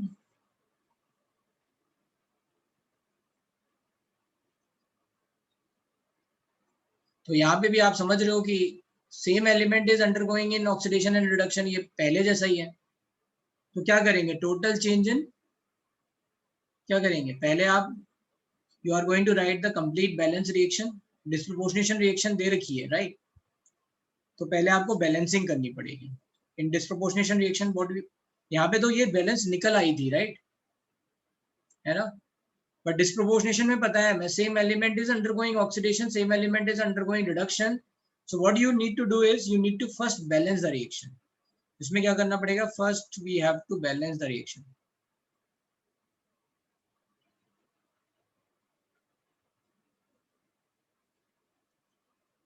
ठीक है, तो I2 जैसे मान लो is given as to form let's say IO3 minus and I minus, ये है 0 + 5 एंड -1, ये रिएक्शन ऐसे दे रखी है। ठीक है, अब इसको क्या करना पड़ेगा, पहले बैलेंस करना पड़ेगा, इसको बैलेंस करेंगे राइट। तो बैलेंस करने के बाद हमें क्या मिलेगा, so we are going to write I2 को 2 बार लिख लो, it is going into IO3 minus and I minus, so we are going to write like this। तो ये 0 से +5 जा रहा है ऑक्सीडेशन, एंड ये 0 से -1 जा रहा है रिडक्शन। ठीक है, फिर क्या किया, एटम बैलेंस किया, यहाँ पे 2 थे तो 2 लिख लिए, यहाँ पे 2 है तो 2 लिख लिए। What is the change, 0 to 5, 5 का चेंज है, 5 into 2 10 का चेंज है ना? एक एटम के लिए 5 का चेंज, तो 2 एटम के लिए 10 का हो गया। 0 से ये जा रहा है -1, चेंज कितना है 1 का, 1 into 2 2। अब क्या करना पड़ेगा, यहाँ पे बैलेंसिंग के लिए 5 से मल्टीप्लाई करना पड़ेगा, सो लेट्स मल्टीप्लाई बाय 5। तो अब ये क्या हो गया, आपका आयोडीन बैलेंस हो गया। We don't have to do anything else, हमें बस आयोडीन बैलेंस करना था। We don't have to balance the whole reaction. तो ये हमें मिल गया, राइट। 5 से मल्टीप्लाई करेंगे तो 10 आएगा, ठीक है। Now this is our balance reaction. Now in this balance reaction, can you see in one half what is the total change? 10 electron है ना, किसी भी वन हाफ में ले लो। What is the total change? 10 electrons. So what is going to be the valency factor over here? Total change divided by total mole supplied 5/3. Understood? फिर से सुनो क्या कहा भाई। जैसे केस नंबर 5 था, तो केस नंबर 5 में जब हमने बैलेंस रिएक्शन लिख ली या फिर वहां पे जो गिवन थी, उसके बाद हमने बस इतना देखा कि टोटल चेंज इन ऑक्सीडेशन या फिर रिडक्शन में कितना है, ठीक है।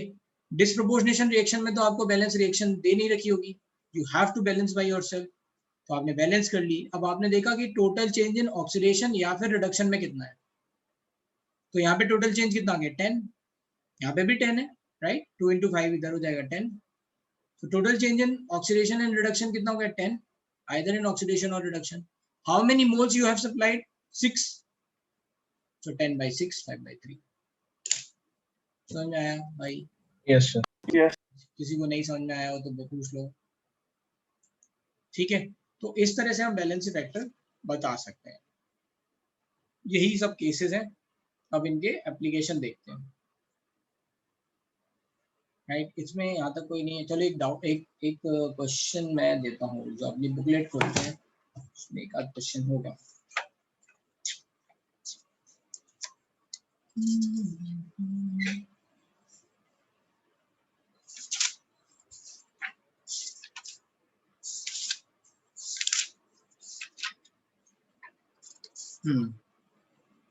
ठीक है, मैं खोलता हूँ। I will open. Equivalent weight क्या होता है ये पता है? What is the formula equivalent weight? Molar mass divide by balance factor, ठीक है। This is the formula of equivalent weight, ठीक है। इक्विवेलेंट कॉन्सेप्ट याद है? मैंने कुछ थोड़ा थोड़ा समझाया था, राइट। नहीं याद होगा, आई थिंक बहुत टाइम हो गया है। सर ब्रीफ में एक बार बता दीजिए। हाँ अभी बता देंगे, रुक जाओ।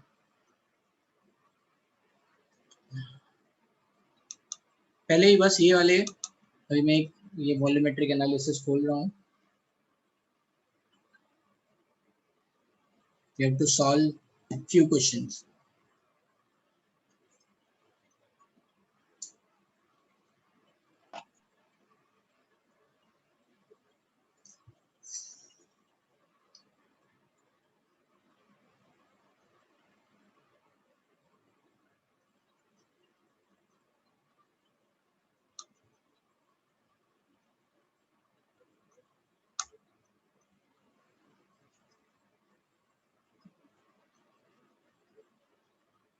चलो भाई ये वाला क्वेश्चन है, उसके चारों ऑप्शन सॉल्व कर पाते है ना। ये लिखा है इक्विवेलेंट वेट, अभी मैंने बताया molar mass divide by balance factor. So you just have to write इसका बैलेंस, इसमें बैलेंस वेक्टर क्या आएगा, इसमें बैलेंस वेक्टर क्या होगा, ये सब लिखना है ना।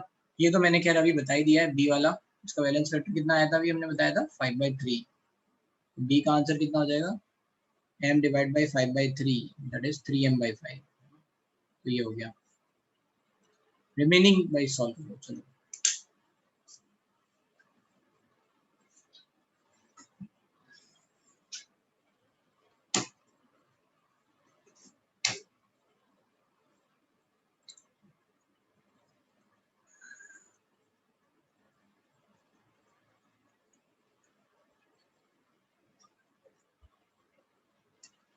थोड़ा टफ है ना, इतना आसान नहीं है। So it will take time, थोड़ा सा ध्यान लगा के। इसमें डिस्प्रोपोर्शनेशन रिएक्शंस हैं, ये वाली डिस्प्रोपोर्शनेशन है, ये वाली भी डिस्प्रोपोर्शनेशन है।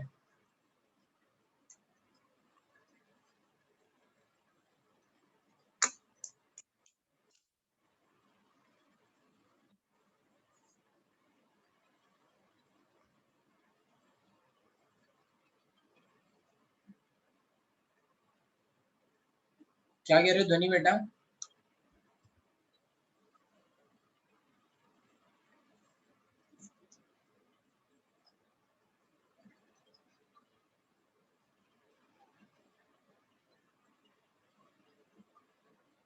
करना क्या है, अगर आपने ये रिएक्शन लिख लिया हो तो आप यहाँ से देख सकते हो. What you have to do, you have to balance the whole reaction and you have to find what is the change in one half reaction, means either in oxidation or in reduction. What is the change?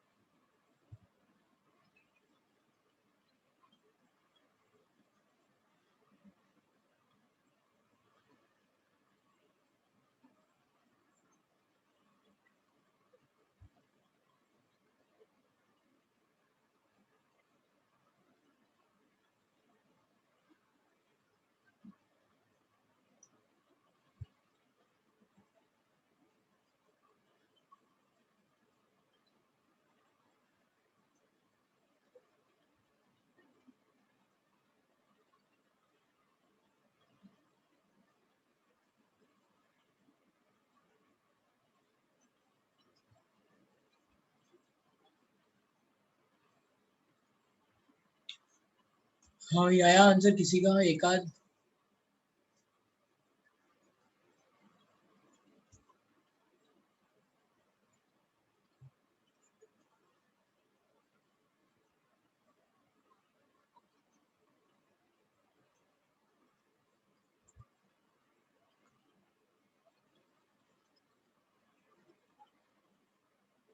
Okay, one answer I'm getting. Okay.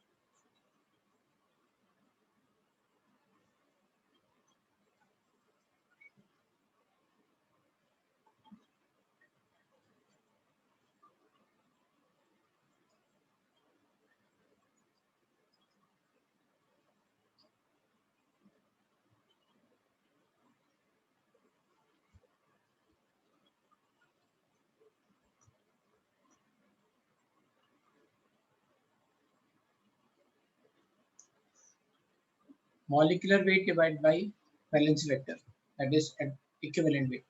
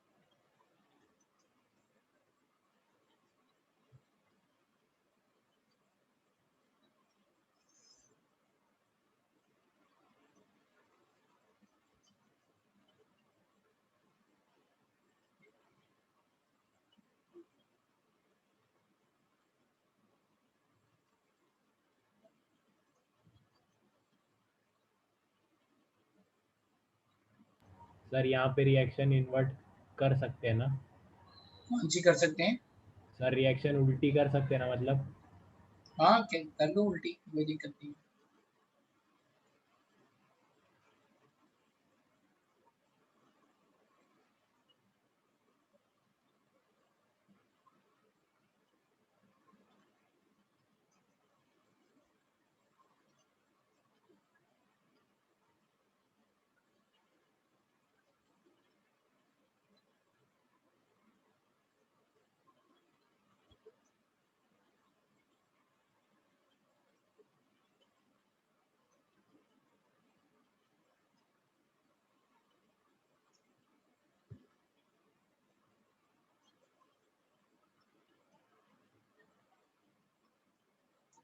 चलो देखते हैं, चलो भाई, है ना, काफी time हो गया।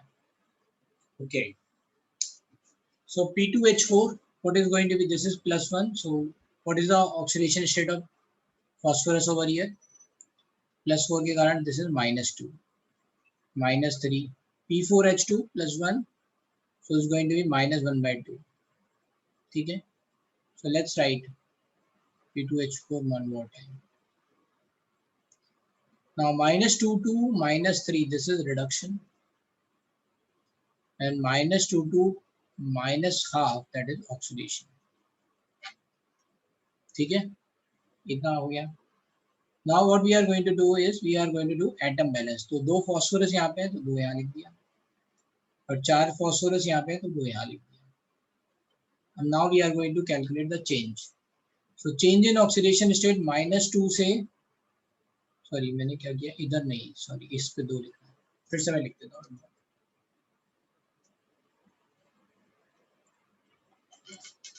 So this is -2, -3, -half, we'll write one more, P2H4, -2.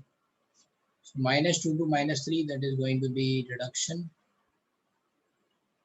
and -2 to -half, that is oxidation. Now 2 phosphorus over here, so this is 4 over here, तो यहाँ पे 2 से मल्टीप्लाई होगा, यहाँ पे 2 phosphorus और यहाँ पे 1 है तो यहाँ 2 से multiply. Now we'll see the change. -2 to -half, तो change is 3/2 है ना, कितने हैं, 4 हैं, तो 4 से मल्टीप्लाई कर देंगे, तो ये कितना हो जाएगा, 2 से 2 6। -2 to -3, what is the change, 1 का चेंज है। कितने हैं यहाँ पे, 2 हैं, 2। What we have to do, ये 2 है, यहाँ 6 है, तो इसे 3 से मल्टीप्लाई कर दो, तो 3 और ये हो गया 6। Now that's it, the total change is 6. How many number of, let's say P2H4 5, तो इसका वैलेंसी फैक्टर हो गया 6/5, so that is 4। तो पहले वाले का हो गया A का 4 और B का मैं बता चुका हूँ second. Now let's solve D। D भी a disproportionation reaction है। What is the oxidation state, +1, -3, +3, so write one more time, H3PO2 +1, ठीक है? What is the, let's say +1 to -3 reduction, +1 to +3 oxidation, ठीक है? एटम बैलेंस है ना, एक phosphorus एक फॉस्फोरस एक, कितना है, +1 से -3 चेंजेस 4 का चेंज है, +1 से +3 चेंजेस 2 का चेंज है। Changes you have to balance, 2 से मल्टीप्लाई करो तो 2 यहाँ हो गया, 2 यहाँ हो गया, तो टोटल H3PO2 कितने हो गए, 3 H3PO2। What is the total change, 4, तो बैलेंस फैक्टर कितना हो गया आपका, total change is 4 divide by 3, सो 4/3। तो कौन सा ऑप्शन आ गया, फर्स्ट, इसका पहला हो गया। अब इस वाले का ये थर्ड होगा, अब इसको भी देख लेते हैं। इन दोनों में किसी को कोई डाउट, क्या किया हमने, बैलेंसिंग की and then we have check कि क्या टोटल चेंज होगा, किसी को कोई डाउट है इसमें, ठीक है? अब चलते हैं आगे।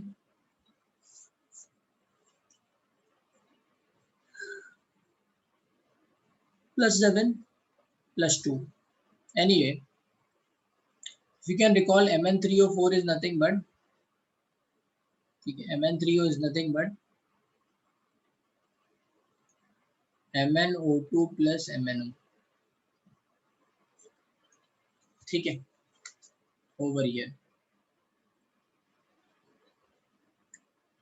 if we can remember this, है ना. अच्छा, इसमें इन्होंने बैलेंसिंग नहीं की है, ठीक है, यहाँ पे बैलेंसिंग नहीं है, but you have to remember this MnO2 plus MnO.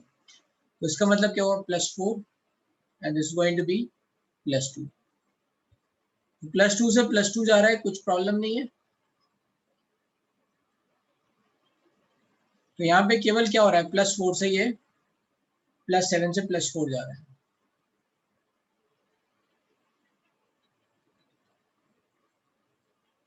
Now अब इसमें बैलेंसिंग का प्रॉब्लम आएगा, क्योंकि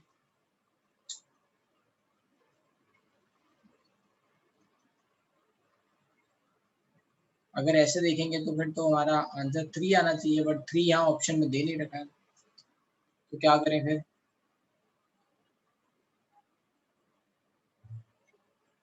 सर नॉर्मल मेथड से करेंगे तो आ जाएगा. हाँ, वो तो आ ही जाएगा. मैं आयन इलेक्ट्रॉन सोच नहीं रहा हूँ, अगर आयन इलेक्ट्रॉन से करेंगे तो भी आ जाएगा.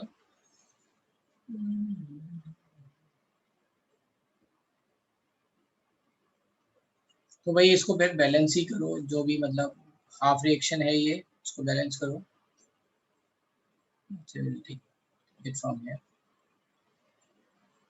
तो अब आप इसको या तो आयन इलेक्ट्रॉन से ट्राई करो या फिर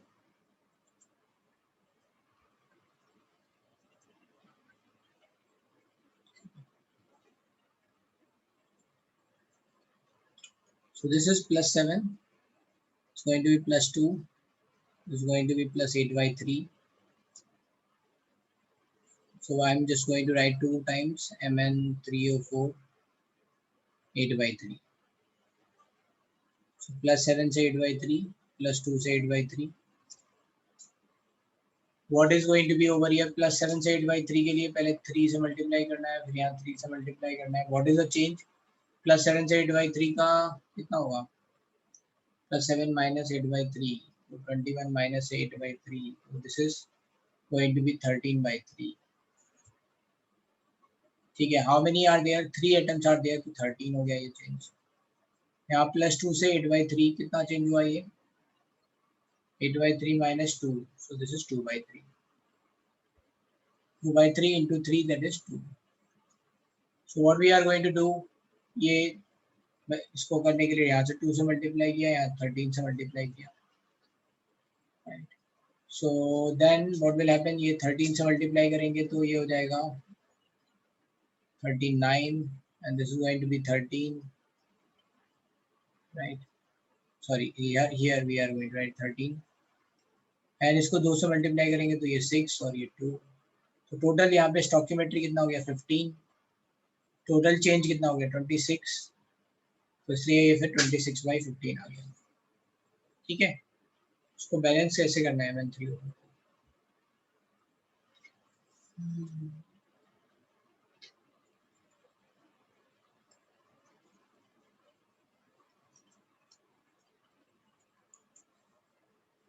ठीक है. तो इस तरह से ये आंसर आ गया.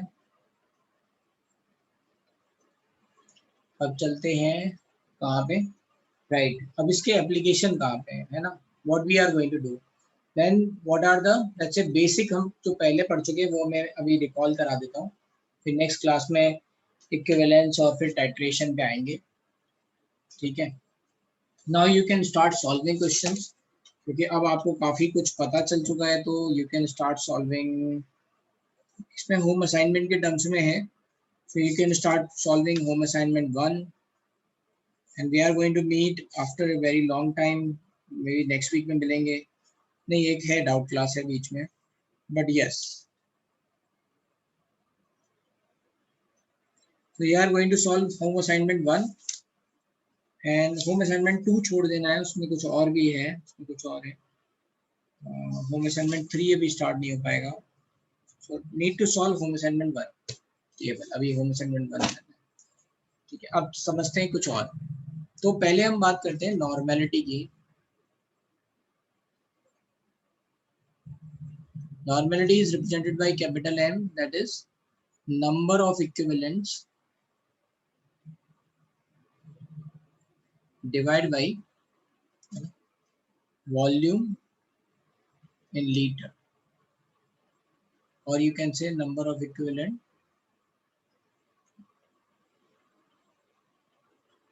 divided by volume in ml into 1000.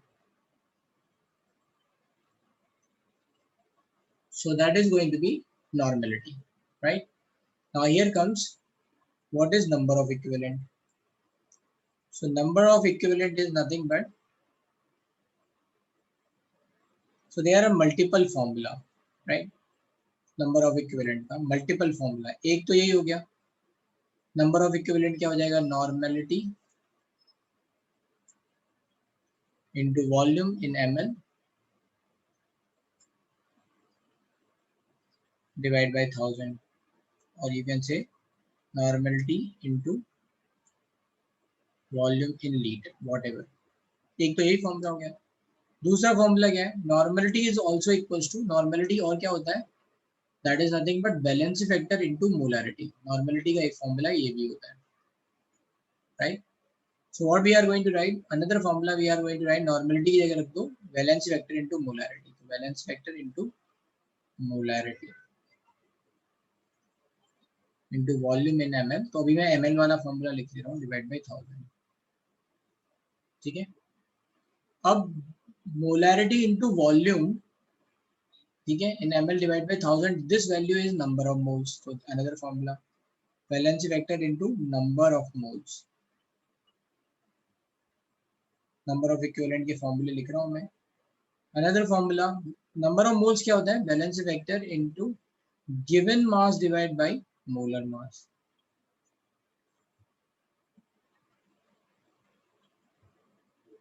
And another formula that is valency vector. Molar mass क्या होता है? अभी मैंने बताया था, equivalent weight is nothing but,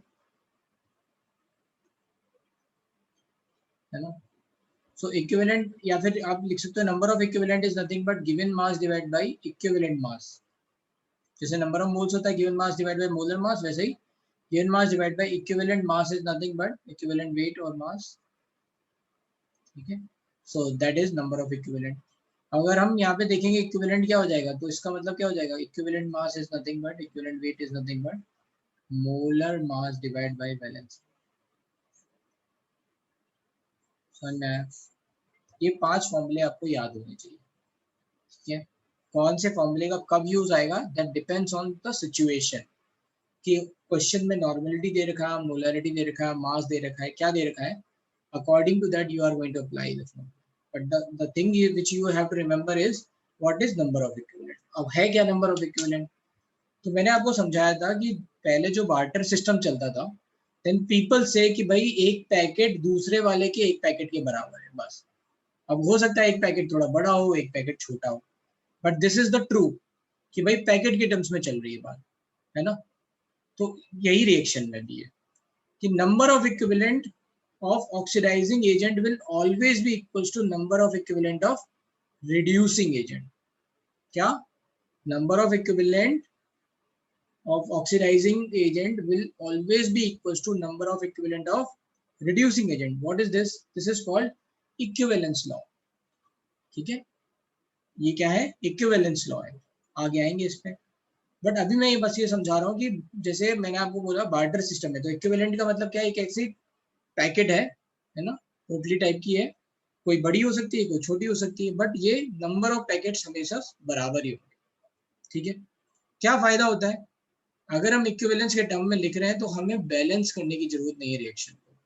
we don't need to balance the reaction. We can apply the equivalence law on unbalance reaction. ठीक है. लेकिन उसके लिए हमें पता क्या होना चाहिए? उसके लिए हमें बैलेंस फैक्टर पता होना चाहिए. ठीक है. क्या पता होना चाहिए? बैलेंस फैक्टर पता होना चाहिए हर सब्सटेंस का. Then we can solve the question. ठीक है. इतनी बात समझ में आ गई, राइट? तो let's say there is a reaction is given as equivalence law. लिख ही लेते हैं, चलो, we have time. So if unbalanced reaction is given as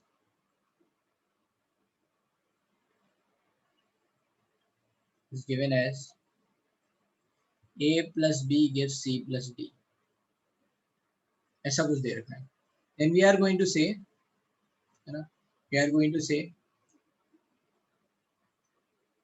that after completion of reaction,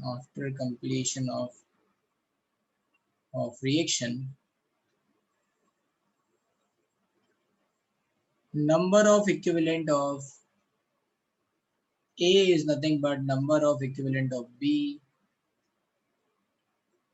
nothing but number of equivalent of C, that is nothing but number of equivalent of D. सब बराबर है. Out of जो भी आपको given हो और जो भी पूछा हो उनके बीच में आप इक्वेशन लगा लो. मान लो आपको A दे रखा है और B के बारे में पूछा गया है, then you can apply here. Let's say A given है, C के बारे में पूछा है, then you can apply this equation की इसके नंबर ऑफ इक्विवेलेंट इसके बराबर है. This is called equivalence law. ठीक है, सो क्या बोलते हैं, इक्विवेलेंस लॉ बोलते हैं. चलो आज यहीं तक रखते हैं, ठीक है, क्योंकि अभी थोड़ा और एक्सप्लेन करेंगे तो फिर बीच में हो जाएगा. तो आप चलो ये इक्विवेलेंस लॉ तक हमने स्टार्ट किया, नेक्स्ट क्लास में भी पढ़ाएंगे ही. ठीक है, होम असाइनमेंट 1 लेकिन कर लेना. किसी को कोई डाउट है तो दे कैन स्टे एंड ठीक है, दैट्स इट.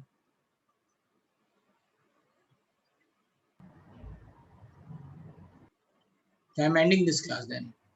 सर एक डाउट है, आपने वो सब्जेक्टिव में दिया था ना रिडॉक्स रिएक्शन के ट्राई करने के लिए. हाँ, उसमें से एक नहीं आ रहा है. नहीं नहीं आ रहा. ठीक है, एक मिनट सर मुझे भी वहीं से एक डाउट है. कोई बात नहीं, अभी देखते हैं.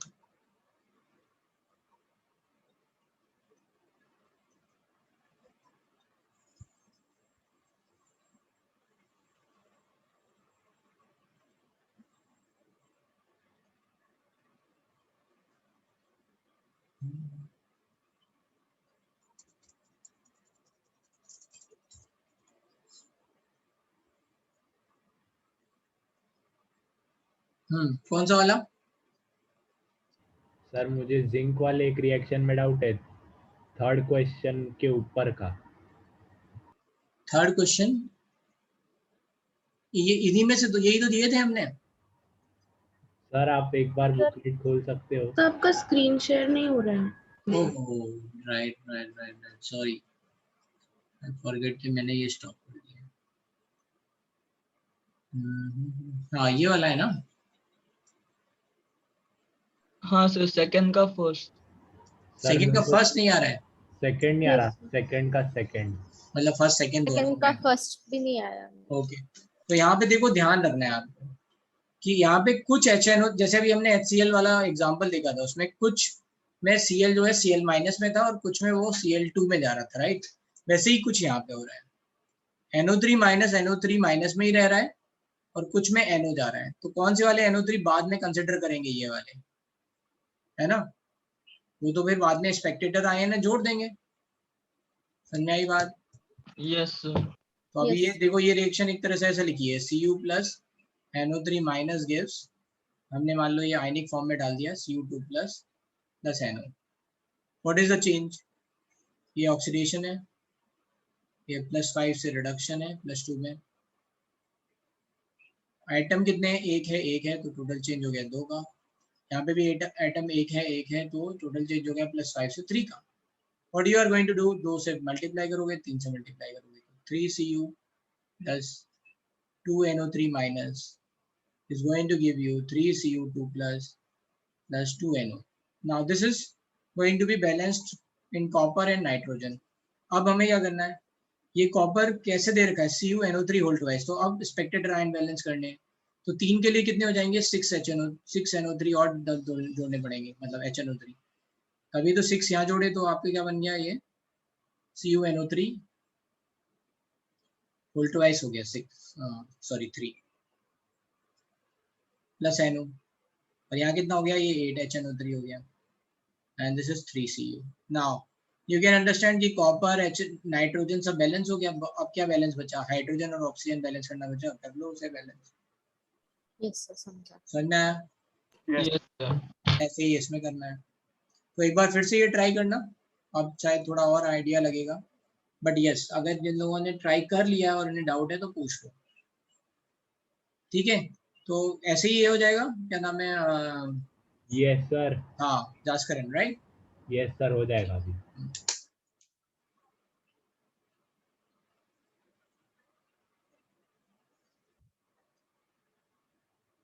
हो गए सब, बहुत बढ़िया, वेरी गुड। जिससे हो गए अच्छी बात है, जिससे नहीं हुए ट्राई अगेन।